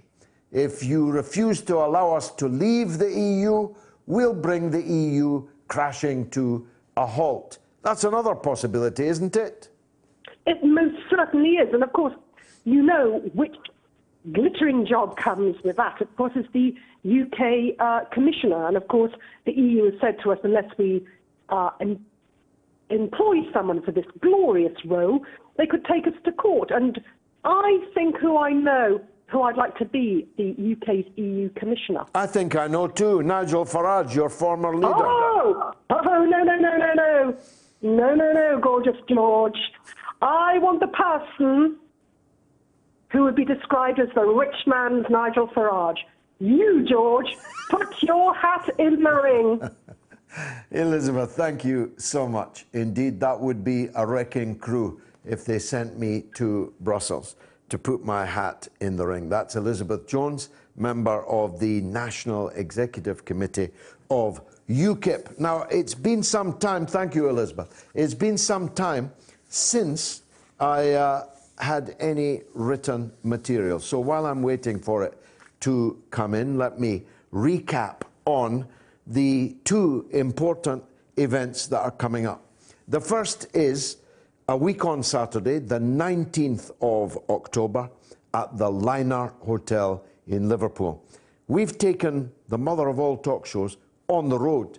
It's one thing to look at me on the screen, look at Adam Garrie on the screen, listen to us through your radio, but it's another thing to meet us in the flesh, shake hands, get to know each other, get books signed and all the rest. So, two dates for the Mother of All Talk Shows Roadshow. First, the Liner Hotel in Liverpool, Saturday the 19th of October at 7:30 p.m. Tickets from ticketquarter.co.uk. And supporting Adam and me, and not only UB40 founder, maestro, genius, songwriter, legend, Brian Travers of UB40, we've even got an up-and-coming band who hope to tread the same path that Brian has travelled, and their name is the Jade Assembly. So for £11, you get the Jade Assembly, Brian Travers of UB40, Adam Garrie, and me touring the political horizon. What's not to love? And the second one is Saturday the 18th of January 2020, although it says 2019 here. It's the 18th of January 2020 in East Kilbride, starting at 7:30. East Kilbride Village Theatre, £10, no booking fee, and you can get your tickets from sllcboxoffice.co.uk. Now, I've got a few minutes that I can recap. Yeah, the 4th of October, the Sputnik rocket was launched on the 4th of October, 1957. My instinct was correct. And whoever drew up the list of what happened on this day missed a treat. On Brexit, I've got a tweet, I think it's a tweet from Dale Chatterton If Tony Blair is signed up to a global agenda, leaving the EU is the only way forward. On Trump, Mr. Cruz-Renada says Trump impeachment will make Mike Pence the president, and no one in his right mind would prefer that. That reminds me of the glorious front page of Private Eye, when Richard Nixon was the president and Spiro Agnew was the vice president. And the picture on the front page was Nixon pointing behind him at Spiro Agnew, the vice president. And the speech bubble says, "Nobody's going to shoot me with this guy next in line." And I promise you, if you think Trump's bad, I hope you never get the chance to see Mike Pence as President of the United States. On the Middle East, Duncan McEwen says, "Iraq today, Iran tomorrow. Isn't it amazing how wrecked are all the countries we have blessed with our humanitarian interventions?" And on Bernie Sanders, FableNet, P-H-A-B-L-E, net, "If your hair is grey before you enter office, the job will definitely suck your soul out, and you will look like the crypt keeper from Tales from the Crypt by the end of the term." And Doruti, 1936, says Bernie is 78 years old. Warren is 70. Trump is 73. Biden is 76. All of them old. Bernie is best on US domestic policy, but has a blind spot on foreign affairs, unfortunately. It is an old man and woman's game in the United States. I mean, Jeremy Corbyn would be the young candidate in that list. And I'm 6 years younger than Jeremy Corbyn. It is funny. In China, the leaders were historically very, very old. In the United States, they are very old.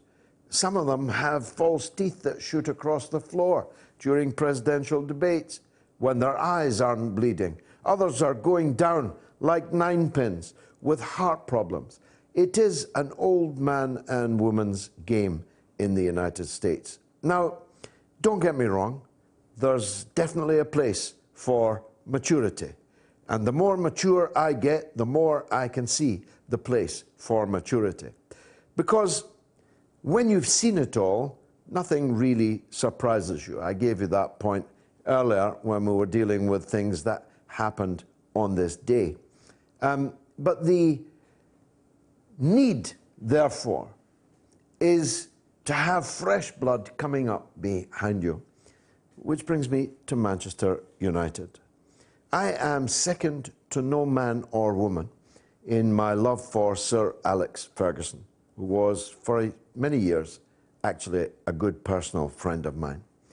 But so powerless has been the situation of the team he left behind. It's a major dent in his reputation, because succession planning is a key part of leadership. I hope that Jeremy Corbyn is involved in succession leadership. I'm not so sure that who he thinks will succeed him actually will, and that many of the good things that he did will be undone, just like has happened at Manchester United. I'll be right back after the break. Curious about our curriculum? Have something to say? Then call us now to join the debate on the mother of all talk shows with George Galloway. This is Dominic Carter, a political reporter in New York for Verizon Fios TV News. This is Dr. Bill Honigman of Progressive Democrats of America, PDAmerica.org. Hey, everybody. My name is Tim Black of The Tim Black Show. This is Tom Luongo of Gold Coast and Guns. Hello, this is Benny Johnson. Hi, this is Juanita Broderick, author of You'd Better Put Some Ice on That. This is Jamal Thomas from the Progressive Soapbox. Hey, this is Raheem from D.C. This is Rachel Blevins, a correspondent with RT America, and you're listening to Fault Lines with Nixon and Stranahan. When I'm waking up in the morning and I'm looking for what's on the queue for the day, I tune to Fault Lines with Nixon and Stranahan. The wokest radio show for your wokest AM. These guys are the best in the business and experts when it comes to policy. They're bringing you the top headlines with an angle that you won't see in the mainstream media. Fault Lines is the greatest show on the radio. I enjoy immensely talking with Lee and Garland. They always treat me from either side with due respect, and it's a wonderful conversation. The best morning news show in America. Fault Lines with Nixon and Stranahan. Lee and Garland speak truth to power from the depths of the swamp itself, right here on Radio Sputnik.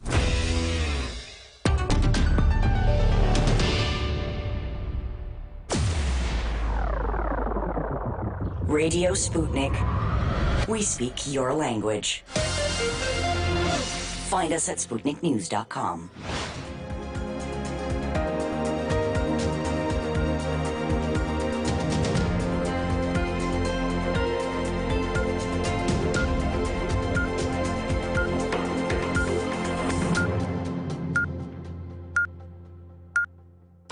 Radio Sputnik News. A second whistleblower has come forward in the impeachment case against U.S. President Donald Trump, according to lawyers representing the first one. The second person is also believed to be a CIA official and has allegedly spoken to the Inspector General.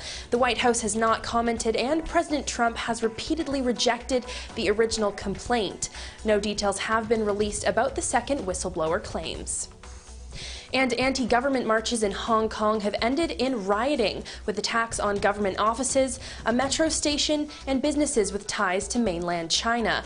Police used water cannons, tear gas, and truncheons, reportedly removing masks from demonstrators they arrested, and a number of people were injured. Tens of thousands of protesters had turned out in the rain, spurred to act by a ban on wearing masks at rallies. The controversial ban was upheld by the High Court on Sunday. It was introduced by Chief Executive Carrie Lam, who invoked powers dating back to colonial rule by the British. Next, 4 people have been killed in a shooting at a bar in Kansas City in the Midwestern U.S. state of Kansas. Local police say that 5 other people were wounded during the incident between 10th and Central Avenue. Police said later that the suspect, a Hispanic man, was on the run after the incident. Further details about the motive and whereabouts of the gunman are still unclear. Local media report that shots were fired at about 1:30 local time. They claim a handgun was used at Tequila KC, a bar in the city center. The incident comes just weeks after 2 separate shootings in Texas, which left 44 people dead. And the United Nations has called for an end to the senseless loss of life in Iraq as the death toll from anti-government protests nears 100. Demonstrators say they're taking a stand against unemployment, poor public services, and corruption in the country. On Saturday, security forces broke up a mass rally in the east of Baghdad. 5 people are said to have died in the latest clashes in the capital, and security forces are again reported to have used live rounds and tear gas. At least 99 people have died and nearly 4,000 have been wounded since protests began in the capital on Tuesday before spreading to the south of Iraq. And United Kingdom Prime Minister Boris Johnson has claimed his Brexit proposals have picked up support in Parliament as he urged the EU to compromise. Ahead of a crucial summit in 11 days' time, he insisted a revised agreement was possible if the EU is willing.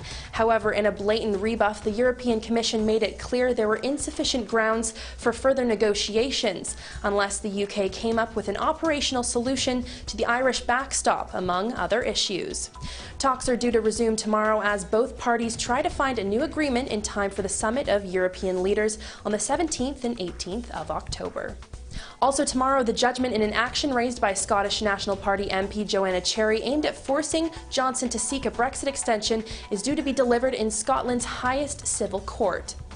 And on Tuesday, the deadline expires for the Prime Minister to hand over his correspondence with the U.S. entrepreneur Jennifer Curry dating from his time as London mayor. Johnson has been accused of having an affair with the former model, taking her on foreign trips and facilitating grants to her business. And finally, Ginger Baker, one of the most innovative and influential drummers in rock music, has died at the age of 80. A co-founder of the supergroup Cream, he also played with Blind Faith and Hawkwind in a long and varied career. Nicknamed Ginger for his flaming red hair, the musician was born Peter Edward Baker in South London shortly before World War II. His early ambition was to ride in the Tour de France, but he was forced to quit the sport when at 16 years old, his bicycle was involved in a collision with a taxi. Instead, he took up drumming. Well, that's Sputnik News. I'm Emily Horn.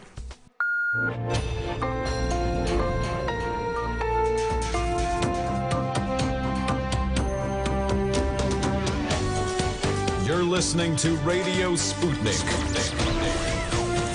Telling the untold.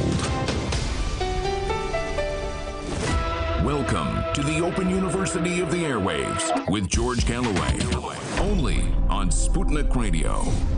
It is the final hour of this week's episode of the mother of all talk shows, which means it's largely over to you and to my special guest every week, and in Liverpool, and in East Kilbride. Indeed. The cleverest man in England, Adam Garrie.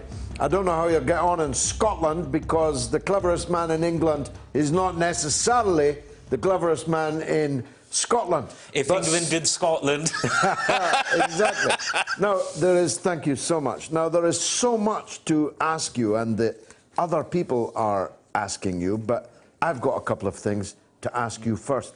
My takeaways from that news bulletin. First of all, how can President Trump survive the fact that not one CIA officer, but 2 CIA officers are calling him bad names?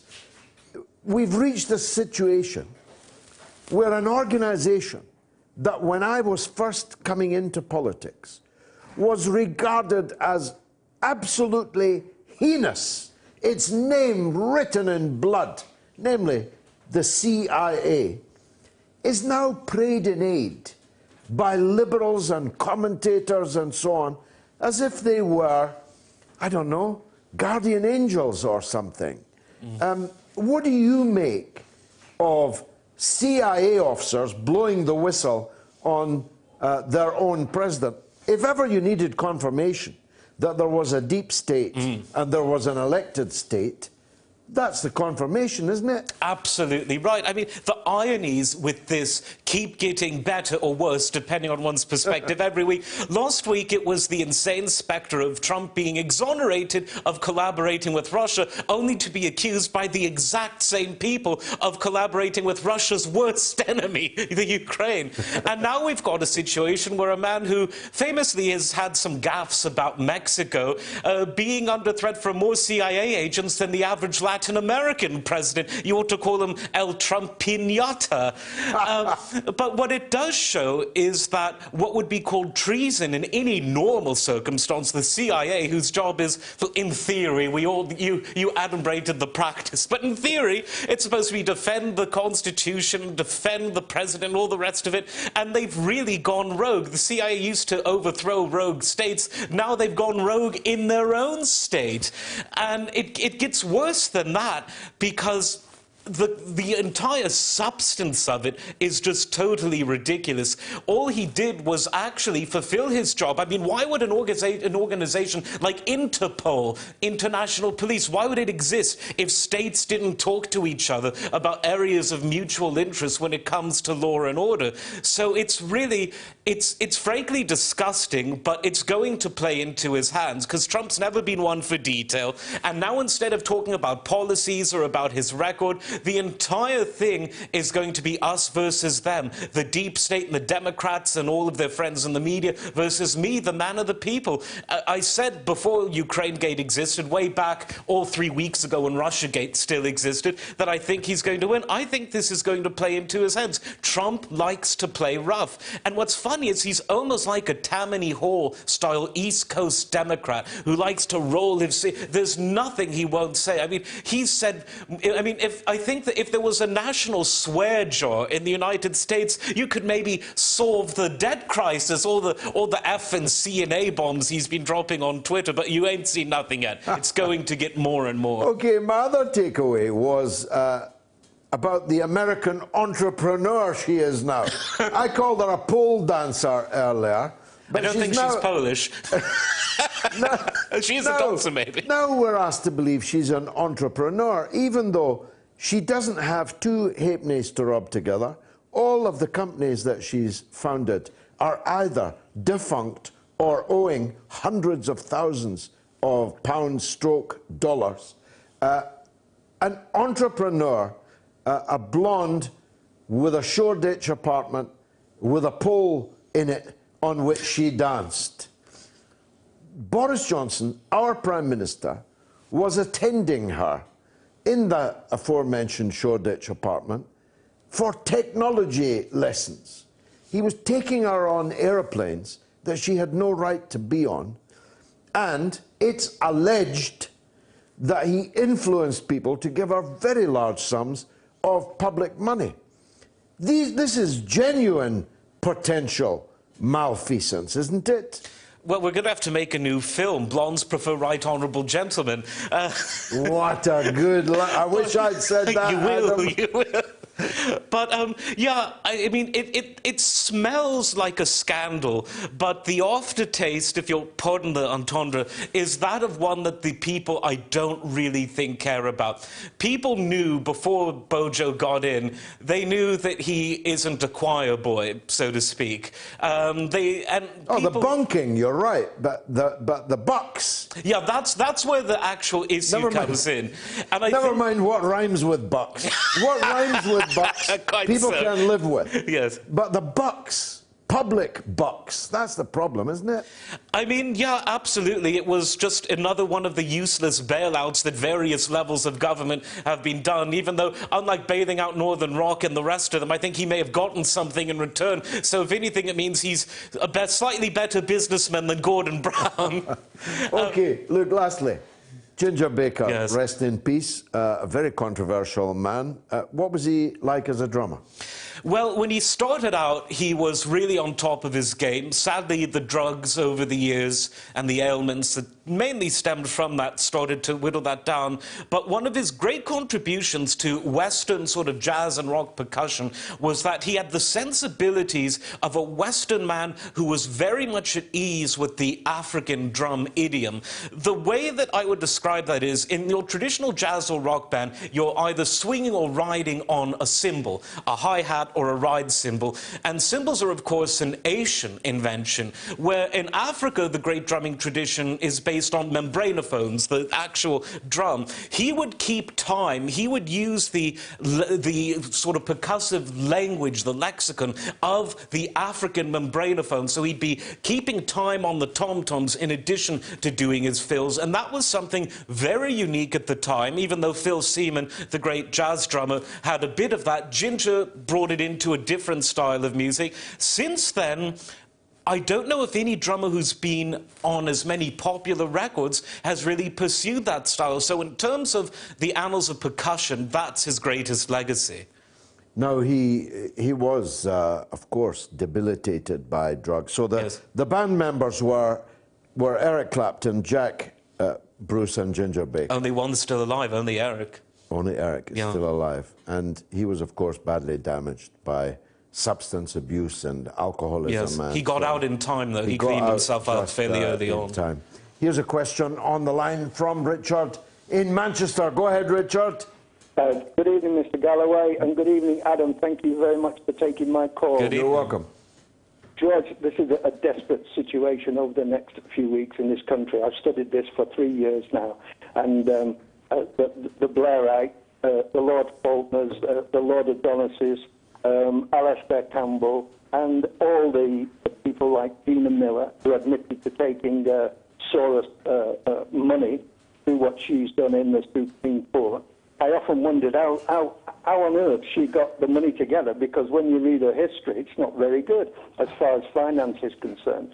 And now we're looking at 17.4 million, the old thing that we've been looking at for 3 years. People voted to leave the EU. Democracy is the thing that is at stake for this country. Never mind the unelected people in Europe who want our money, and I'm sure that's all they do want.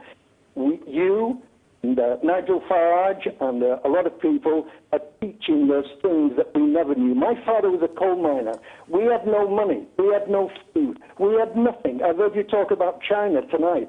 A fantastic country to visit, George. I've visited it many times. It's a wonderful country.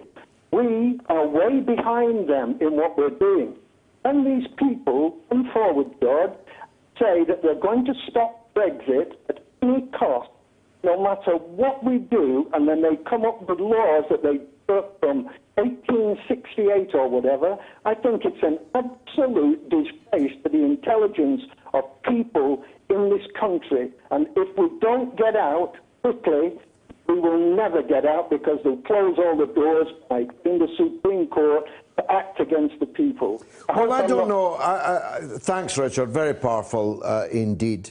But I'm not sure that you're correct on your last point. The genie is out of the bottle. The EU looks even uglier, much uglier, in 2019 than it looked in 2016. People are woke to the reality of the EU more than they were in 2016. Of that, I'm absolutely sure. In 2016, virtually nobody knew who these gangsters operating in Brussels even were, didn't know their names, didn't know their habits, didn't know their predilections. Now, millions of people know intimately. We've got social media now in 2019 at a much higher level even than we had in 2016. We've got programs like this, the mother of all talk shows. People are vastly greater informed about the ugliness of the European Union in 2019 than even they were in 2016. Adam, Richard's point, I don't know if they'll succeed in stopping us leaving on the 31st of October. They may. I no longer debate with people the merits of Brexit or otherwise, because that debate is over. That vote was cast and counted, and I won. Yes. And people like me won.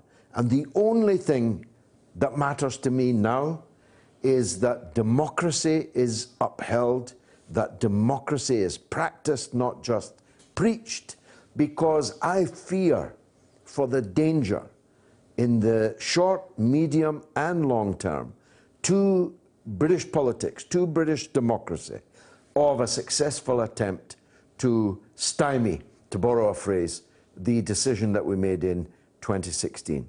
They talk about, and it might happen, a government of national unity. Someone mentioned Orwell earlier. That would be the ultimate Orwellian, black is white, war is peace, and so on, wouldn't it? Because how could you have a government of national unity which excluded the 52% and governed in the name of and in the interests of the 48%, if indeed they still are 48%. Richard seems a bit pessimistic to me, because if we don't leave on the 31st of October, I have no doubt that one day we will leave. Yes, I tend to agree. And Nigel Farage himself, like me, doesn't think that it's going to happen on the 31st, even though Boris is making such a song and dance about saying that it will happen on the 31st that one He must have something believe. up his sleeve. He must. I mean, otherwise this would be bluffing in the most high-stakes poker that one has ever seen, unless he's got this ace in the pack, which maybe he does, and I'm sure we can talk about that now. We can talk about it for the next 4 weeks. But I do think that it's inevitable, because these opposition groups, these opposition parties, they don't speak for the majority of people who voted in the 2016 referendum. They don't speak to the majority of people who want to get on with life and return to some form of normalcy. And what's perhaps the most Orwellian, they call themselves people who aspire to form a government of national unity. They can't even unite among themselves. They have no leader. They disagree over who should be the leader. And I think right now, their squib has become very damp when it was shown over the last week that they can't really decide on who is going to be the person to defenestrate Boris Johnson on their side. The thing to watch, I suppose, most closely in the next 3 weeks is Boris versus Boris. What's he going to do? Is he going to play a strong royal prerogative card? Is he going to send 2 letters and hope that the EU agrees with him on which one negates the other? Is he going to have Hungary or some other EU country do Britain a favour by putting the veto in? And let me just say, while I don't think the Hungarian option is incredibly realistic, it could be, those wheels could be lubricated by American money, because Orban and Trump get on very well. Trump has quietly built a lot of allies in Eastern Europe. Poland, very close to Trump. Hungary, very close to Trump. The Czechs and the Slovaks. So Trump, who has a very keen interest in Brexit, he said so himself, could be the trump card in the Hungary thing. I still don't think it likely, but no one's really mentioned that,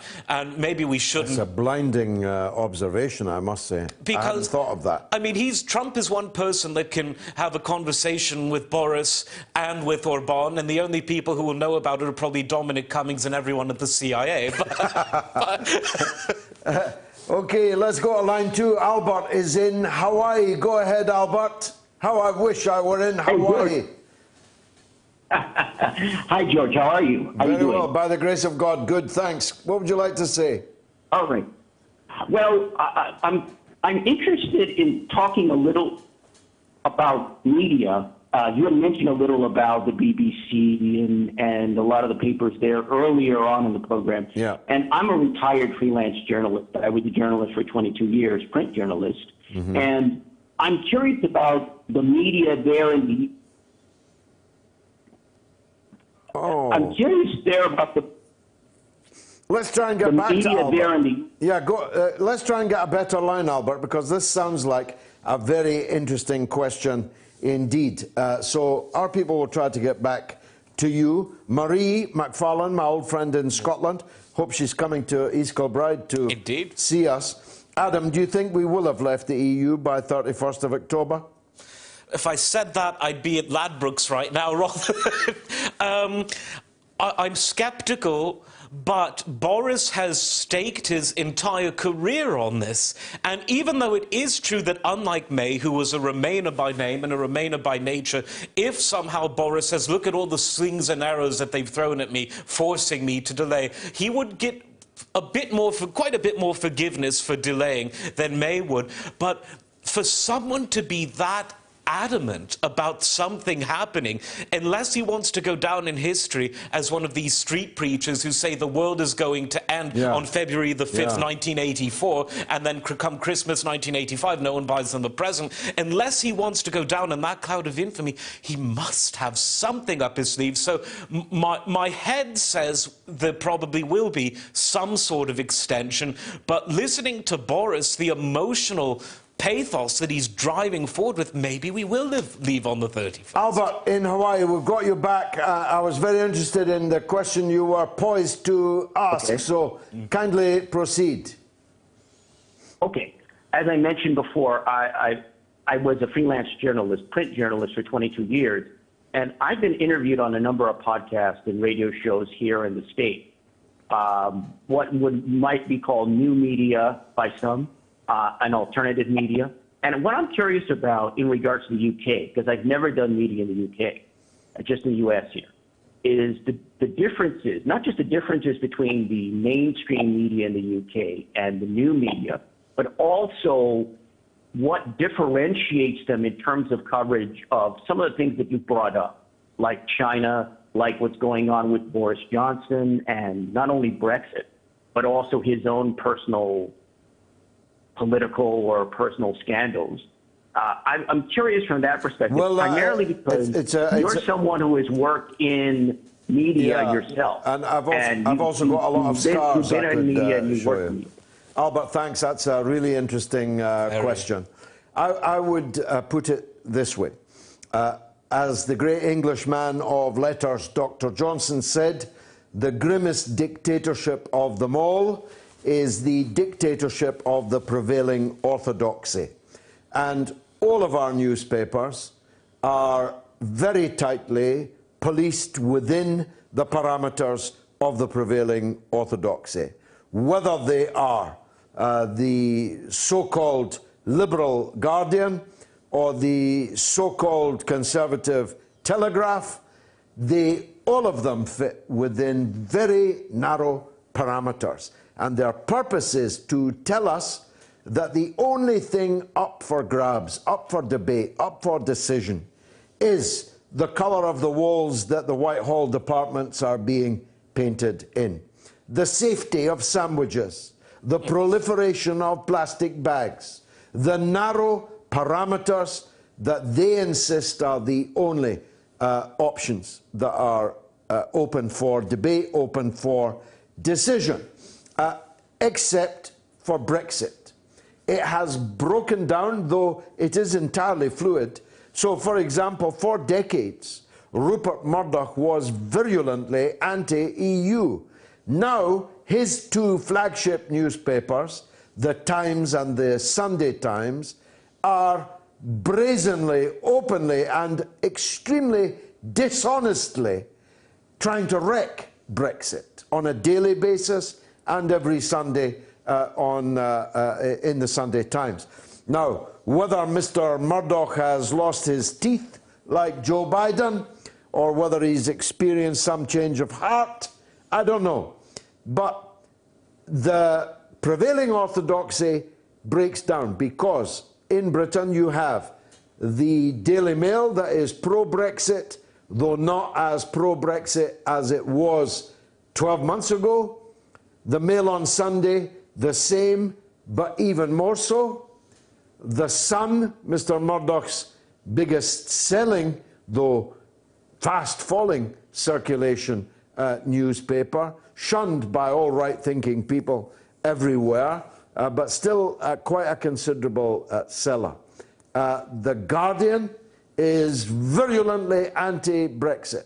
The Daily Telegraph, the only paper that is actually reliably, day after day, pro-Brexit. But that is an exception. Brexit is an exceptional matter where if I can put it in Marxian terms, the globalizing international bourgeoisie are against Brexit and the patriotic, national, inevitably smaller bourgeoisie leans towards Brexit. Adam, your views? I think there's more similarities than dissimilarities between so-called alt media in Britain and America, but the differences are more interesting.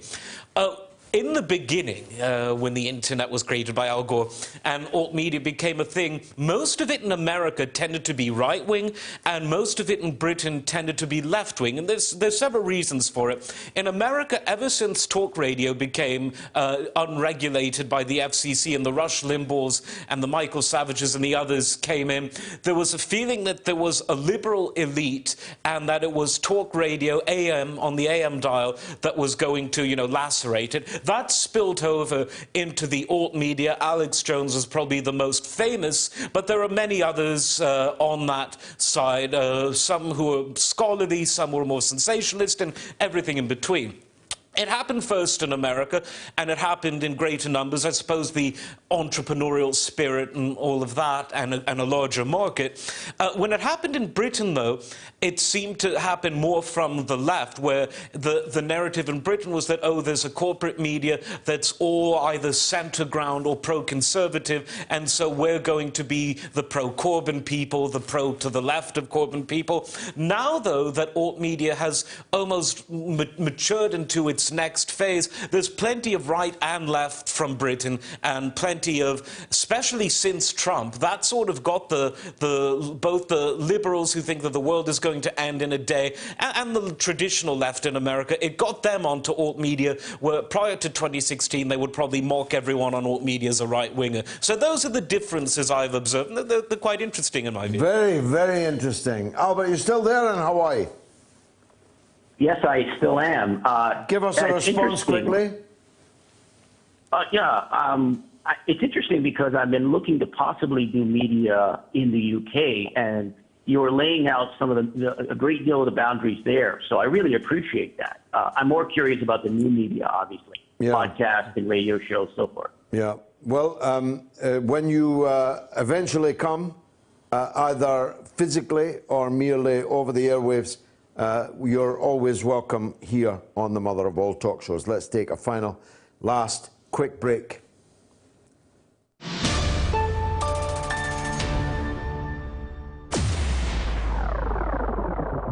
Radio Sputnik.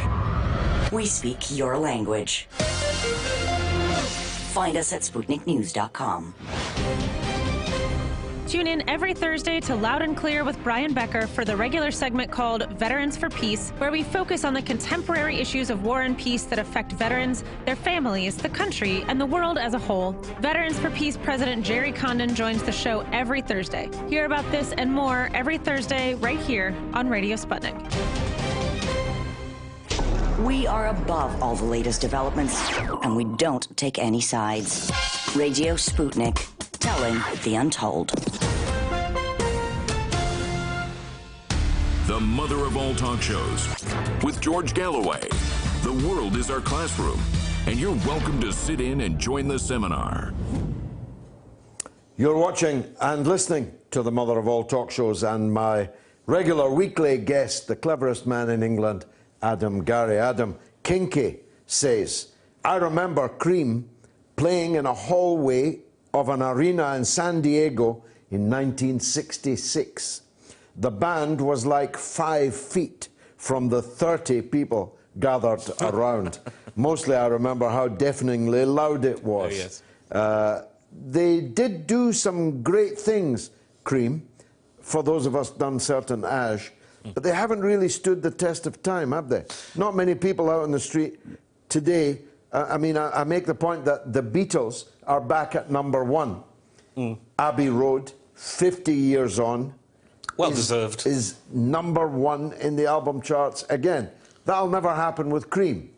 Well, Cream were only around for a very short period of time, from, I believe it was very late 66 into 68. They went up like a rocket, but it was the personnel, particularly Jack Bruce, the enormously talented bassist, vocalist. He could play piano. He started out on cello. He had a voice like a god. He and Ginger didn't get on, and Cream were the second band that the two of them were in, because they played with Graham Bond, the late great organist, prior to that.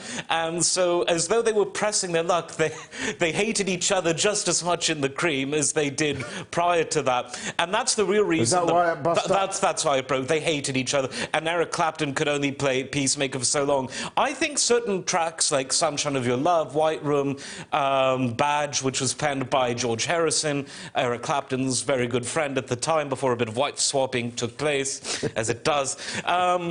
I think that the music stands the test of time, but I suppose the reason the name might be a bit less familiar amongst the sort of the toddlers and the other people who go out protesting about trees and the rest of it is because they were just around for a very short period of time. But Jack Bruce went on to do extraordinary solo work that's really been underappreciated. So just very interesting. Out of the Storm, for example, that Jack did, one of my favourite Scottish musicians, and then Clapton went the other way. Everyone knows Eric Clapton, even though in some ways some of the most interesting stuff he did was in the Cream rather than after.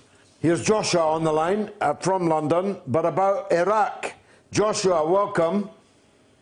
You right there, George? Yes, good. Good. I'm enjoying the show. I hope you are. Very much so. Very much so. Yeah. Thank you. I was gonna ask you, George. Do you think that George W. Bush invaded Iraq out of revenge to avenge his father, because Saddam Hussein tried to have him assassinated? No, I honestly don't. There were 3 main reasons for the Bush and Blair attack on Iraq, and the last of them was the most important. The first was for Israel. Iraq had to be broken because it was a potential leader for the Arab world. It had a science base, it had weapons, it had powerful armed forces, It had a cohesive and powerful central state, and it had an Arab nationalist ideology, which I believe they held quite sincerely. But that was the least important reason. The second reason was oil. As Donald Rumsfeld put it, it's not our fault that God put America's oil under other people's countries. He really did say that, folks. And of course, oil, controlling oil production, oil distribution, the price of oil, is an important goal of the imperial countries. But that was only the second most important reason. The most important reason was quite simply to demonstrate the overwhelming power of the United States as we entered the 21st century. The overwhelming power of the new American century, to act as a warning to Russia, which had only then just begun getting back to its feet and recovering its national dignity and its determination to return its prestige in the world, and to demonstrate to China, that was then just a twinkle in Joti Brar's eye, that no growth of China would be tolerated that threatened the hegemony of the United States. That, I believe, was the overwhelmingly the most important reason for the invasion of Iraq. Joshua, thanks for that call. Sarkar is in Glasgow, wants to talk Trump and Obama. Go ahead, Sarkar. Hi, George. Good evening. I'm so happy I could speak to you. I tried this last week also, and I'm so happy both you and Adam are in today. Busy switchboard. Go ahead. George, it's a very important question I have. See, first of all, I'm calling up not because I'm a blind Trump supporter or a blind Trump hater, but of late, the hypocrisy shown by some of the Democrats with relations to what's happening with the Ukraine investigations, the potential Democratic presidential nominee, I don't know what his rating right now, he was leading the charts, Mr. Joe Biden, when he chats about Trump should be getting impeached for his Ukraine dealings, if I look at his own son's history, what he is doing, how he was discharged for not being fit for military purpose, and the number of times he visited Ukraine as Barack Obama's vice president. 13 times. And when Ukraine got annexed. 13 times in 26 months. Exactly. And what right has he got to talk about impeachment of Trump? And secondly, George, I might not sound very, pleasing to people when I say this, the great predecessor of Trump, Barack Obama, Nobel Prize winner. Yes, you can say he won the Nobel Prize few months in his first presidency. Yeah, but that was before he even started. Exactly, and in 2011, believe me, George, I'm not stating any conspiracy theories. He not only made Iraq worse, he incinerated Libya, he destroyed Syria, and guess what? He's the one who's a beacon of hope for the liberals and the Democrats. I'm not a fan of Trump, but given the option between two evils, ask any sensible man, would you prefer someone who destabilized 3 countries and literally made a mess of Middle East for the unforeseeable future, or someone who just keeps on giving hollow threats? What would you say, George? Please let me know. I'd like to hear Adam's views also. Adam, over to you. Well, Trump hasn't started a single new war. He's sort of trying to wind down things in Syria. Turkey, a NATO member, certainly wants him to do so. He hasn't said much about Hong Kong. That's not to say that American interests aren't active there, but he doesn't care about it. He cares about the trade war in the old-fashioned mercantile context, neo-mercantile to be sure. And most of all, look what he's doing with the North Koreans. And yes, there's always going to be some bumps in the road, as there were this week with the North Koreans walking out of talks. But look at all of the back and forth between Reagan and Gorbachev in the late 80s, before everyone was happy family. I think that we're going to see a real peace break out in North Korea. And the only person who dared to do it is Donald Trump. Was it because of his ego? Quite possibly. But it takes these kinds of men of action to sometimes get things done. So North Korea, an elongated but I think ultimately successful peace process. He hasn't started any wars. He dialed back a war on Iran and then sacked John Bolton. Whatever's going on in Venezuela seems to have fizzled out. Another failure for John Bolton, personally speaking.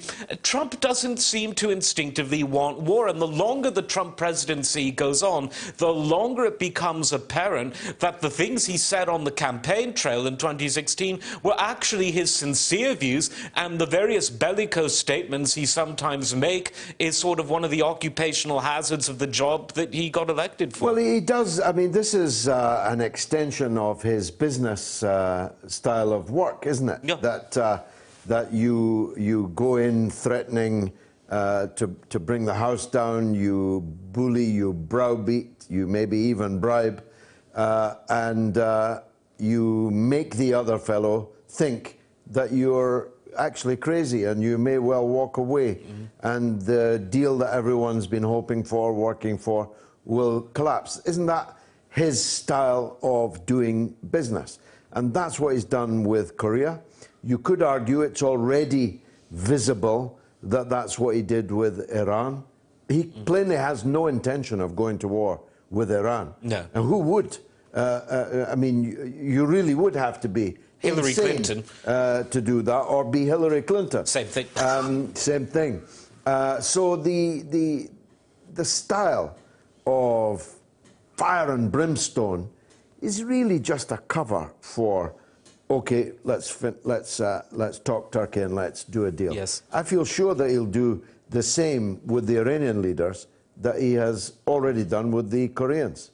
I feel the exact same way, and I think this would be a good opportunity to address members of the left who are part of this audience, because there's one thing that they get wrong so much. War is good for business. War is terrible for business. What war is good for is it's a very small segment of business, none of which could survive on a genuine free market model. The arms business is the most subsidized cash cow in the world. It makes French wines. Welfare for capitalism. Exactly. It makes the common agricultural policy, which pays the French farmers to make their wine, it makes that look downright libertarian in terms of economic terms. And so war is bad for any kind of normal business, small, medium, and even large, except for a business which could not possibly survive if they weren't paid in the money that is printed by governments in order to fight the wars which should have never been fought in the first place. So I think that if we can get past that hurdle of, oh, war is good for business,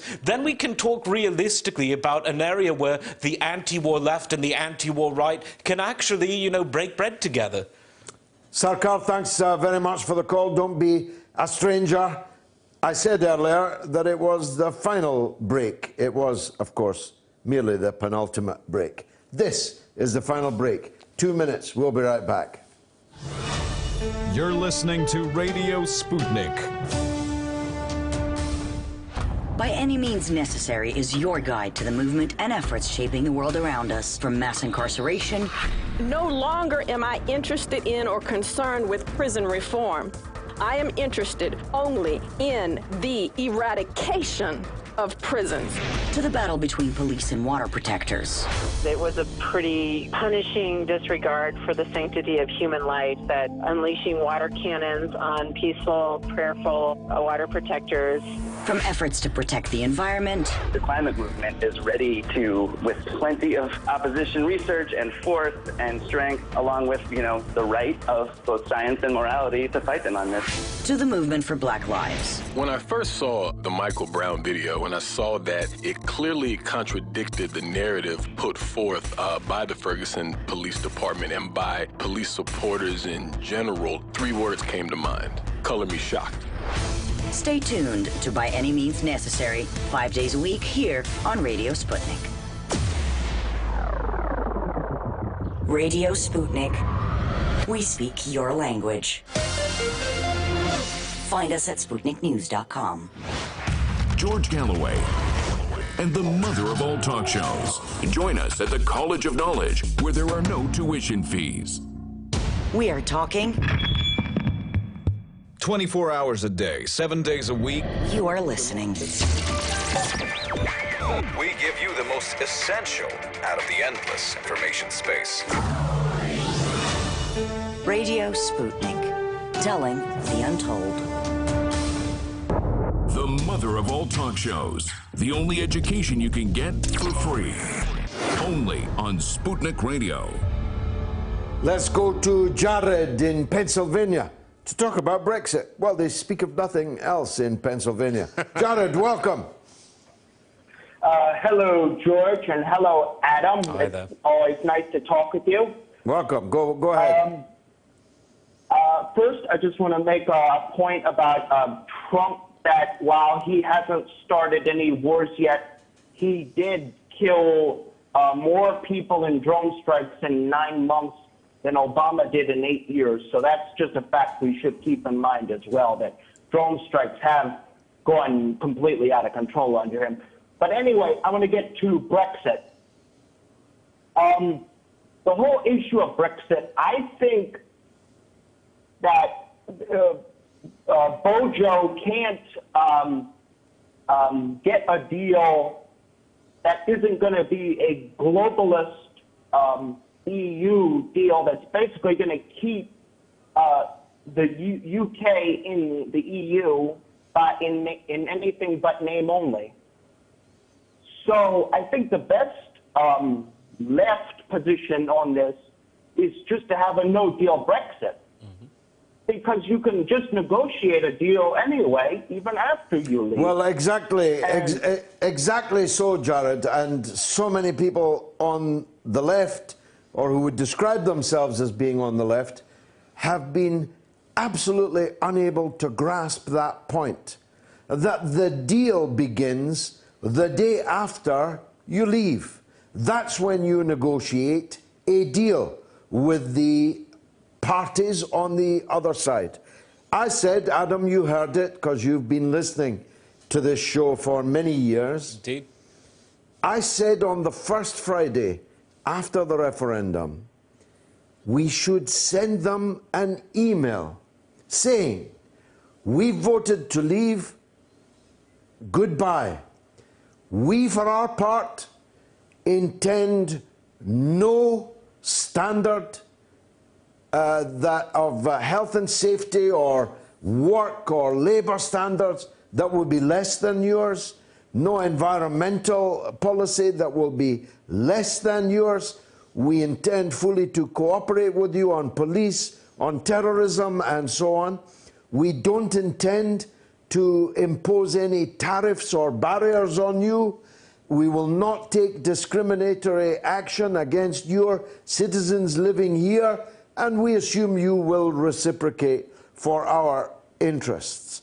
We could have done that 3 years ago, and by now we would have had a free trade agreement with the members of the EU, wouldn't we? Absolutely. I mean, by putting Theresa May in number 10 after Brexit, it's a bit like putting someone who's afraid of water in charge of being the lifeguard at an Olympic-sized swimming pool. She did everything she could, and it's becoming so apparent now under the Johnson premiership that everything she did was to keep Britain in the EU, either in name or in everything but name. Now that we've got Bojo in, he's given the EU what can only be described as a good faith deal. It's not perfect. I've had my criticisms of it, but the big monstrosities have been removed, and for them to just spit upon this deal as though they don't even want to embrace the concept of win-win. These same people that constantly criticize Trump, the same people that passive-aggressively insult China, the same people who think that the world begins in Finland and ends in Portugal, they don't even understand the concept of a good faith equal partnership. And the way that the statements from Verhofstadt, from Juncker, from Tusk and the others have been to Boris's deal, it makes it totally totally clear in terms of the actual facts on the ground that all of us saying that a clean break, a so-called no-deal WTO terms was the best option from the beginning. Now the facts have borne that out. They could still do an 11th-hour deal. The EU has been known to do that from time to time. But the sheer arrogance which they've met this is the point I was making earlier about how much uglier now they look, even than they looked in 2016. Now that we've come up close to them, their conduct, the arrogance with which they've conducted this last 3 years, the insulting way that they have dealt with. I mean, I'm the last person in the world to defend Theresa May, but leaving her in a corridor and eating her dinner on her own, and I mean, the sheer disrespect. A country like, my wife doesn't like this because she was born in the Netherlands, but I cannot refrain from saying so. To be lectured by the Netherlands, across which Hitler travelled faster than an Uber, who couldn't resist for 4 days, who trapped by their abject surrender the hundreds of thousands of British soldiers at Dunkirk.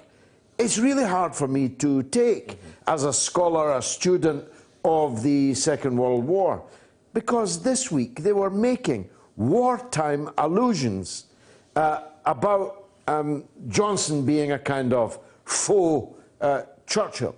Well, if it wasn't for the real Churchill, they'd all be speaking German. Well, a lot of them practically are anyway. Quite so. Now, monetizing dissent says Ginger Baker played with Fela Kuti.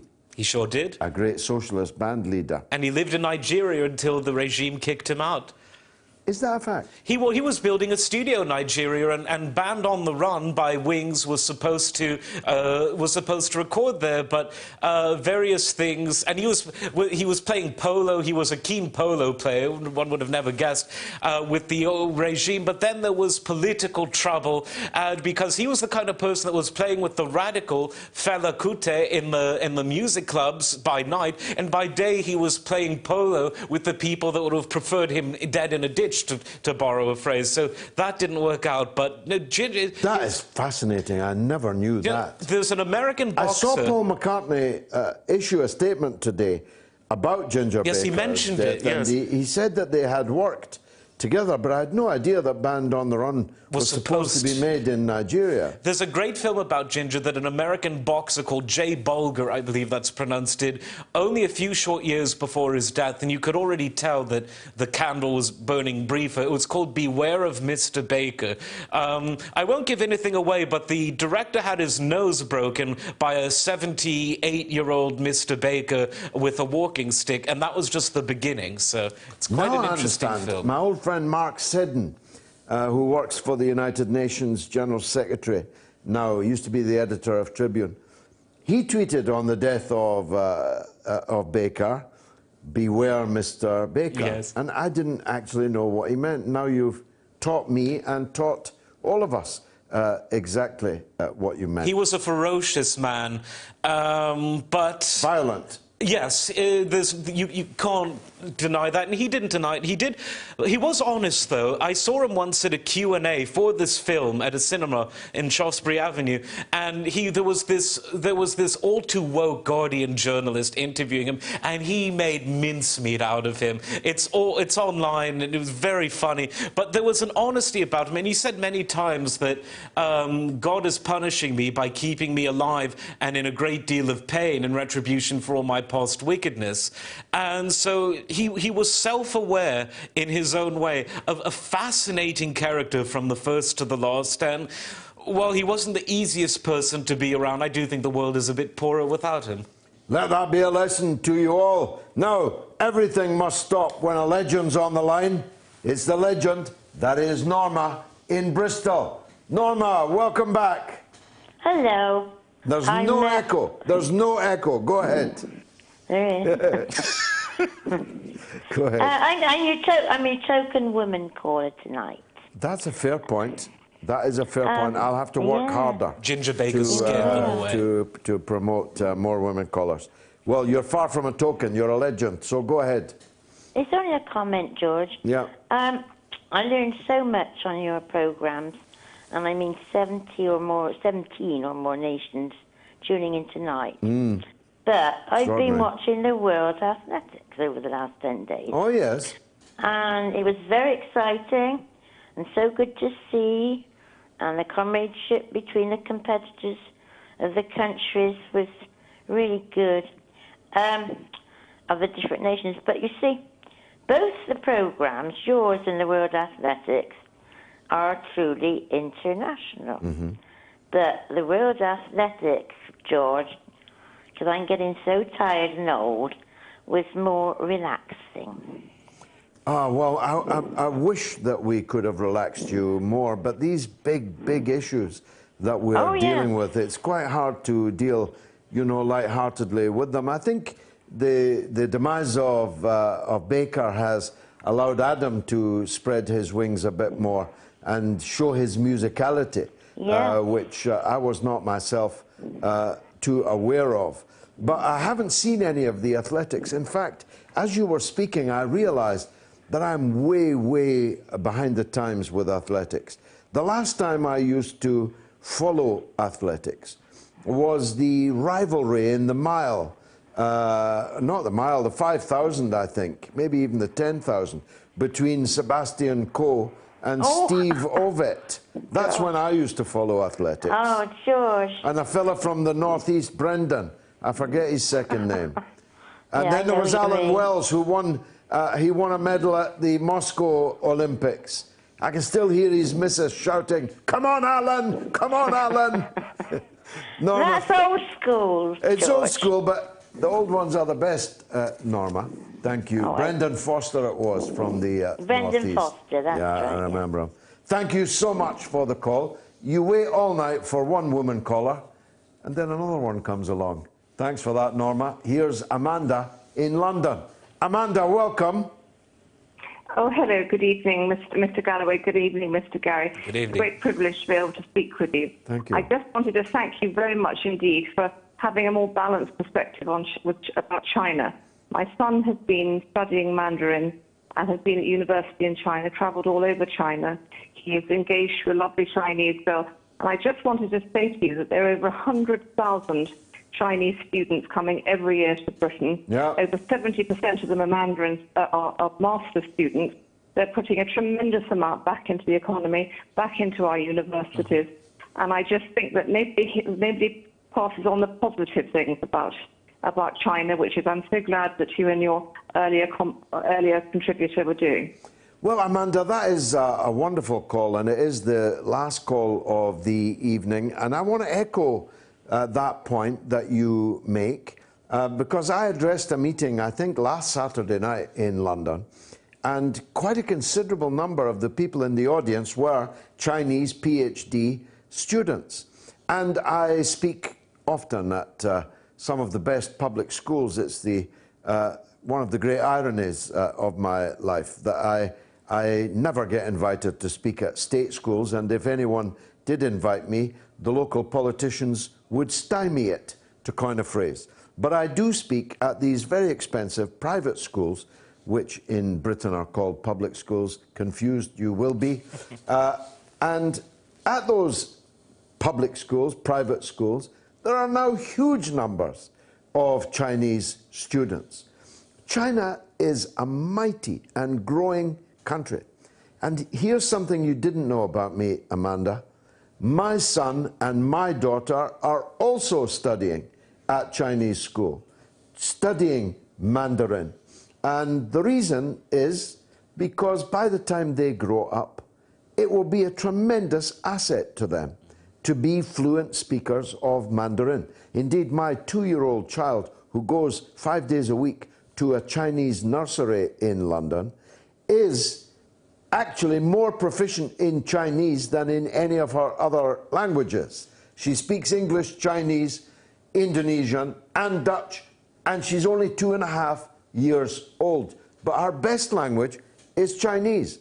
And I've made that, and her mother have made that investment precisely because we want them to be successful when they grow up, and that is a surefire way to be successful. Last word to you, Amanda. I think you couldn't be more accurate, and I'm sure you'd be welcome with open arms at Winchester College. Well, I have been. Several times I've spoken there, and I'm very, very grateful to you for that call. A very interesting glimpse into the demographic of our listenership, viewership of this. And you might not have expected that lady to have that point of view about China. Adam, sadly, we're running out of time. You and I, Saturday, 19th October. That's right. The Liner Hotel in Liverpool. Maybe we'll say a few things about Ginger Baker there. I'm sure that the Jade Assembly and Brian Travers will be very interested in some of your anecdotes, I must say. I can talk about music all night long. Be careful what you wish for. Well, I do wish for it. Saturday, 19th October, 7:30 at the Liner Hotel in Liverpool. It's been marvellous for me. I hope it was for you. And if it was, come back next week at the same time in any of the same places, 12 platforms, and bring another viewer or listener with you. Why don't you? I thank you for tuning in tonight, and I hope to see and speak to you next week. It's been marvellous.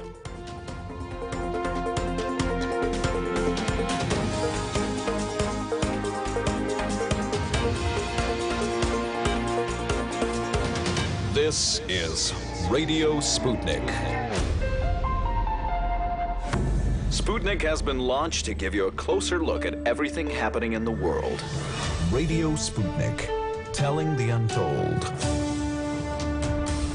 Tough questions are the most powerful weapon we have. As long as you have questions, we'll keep asking.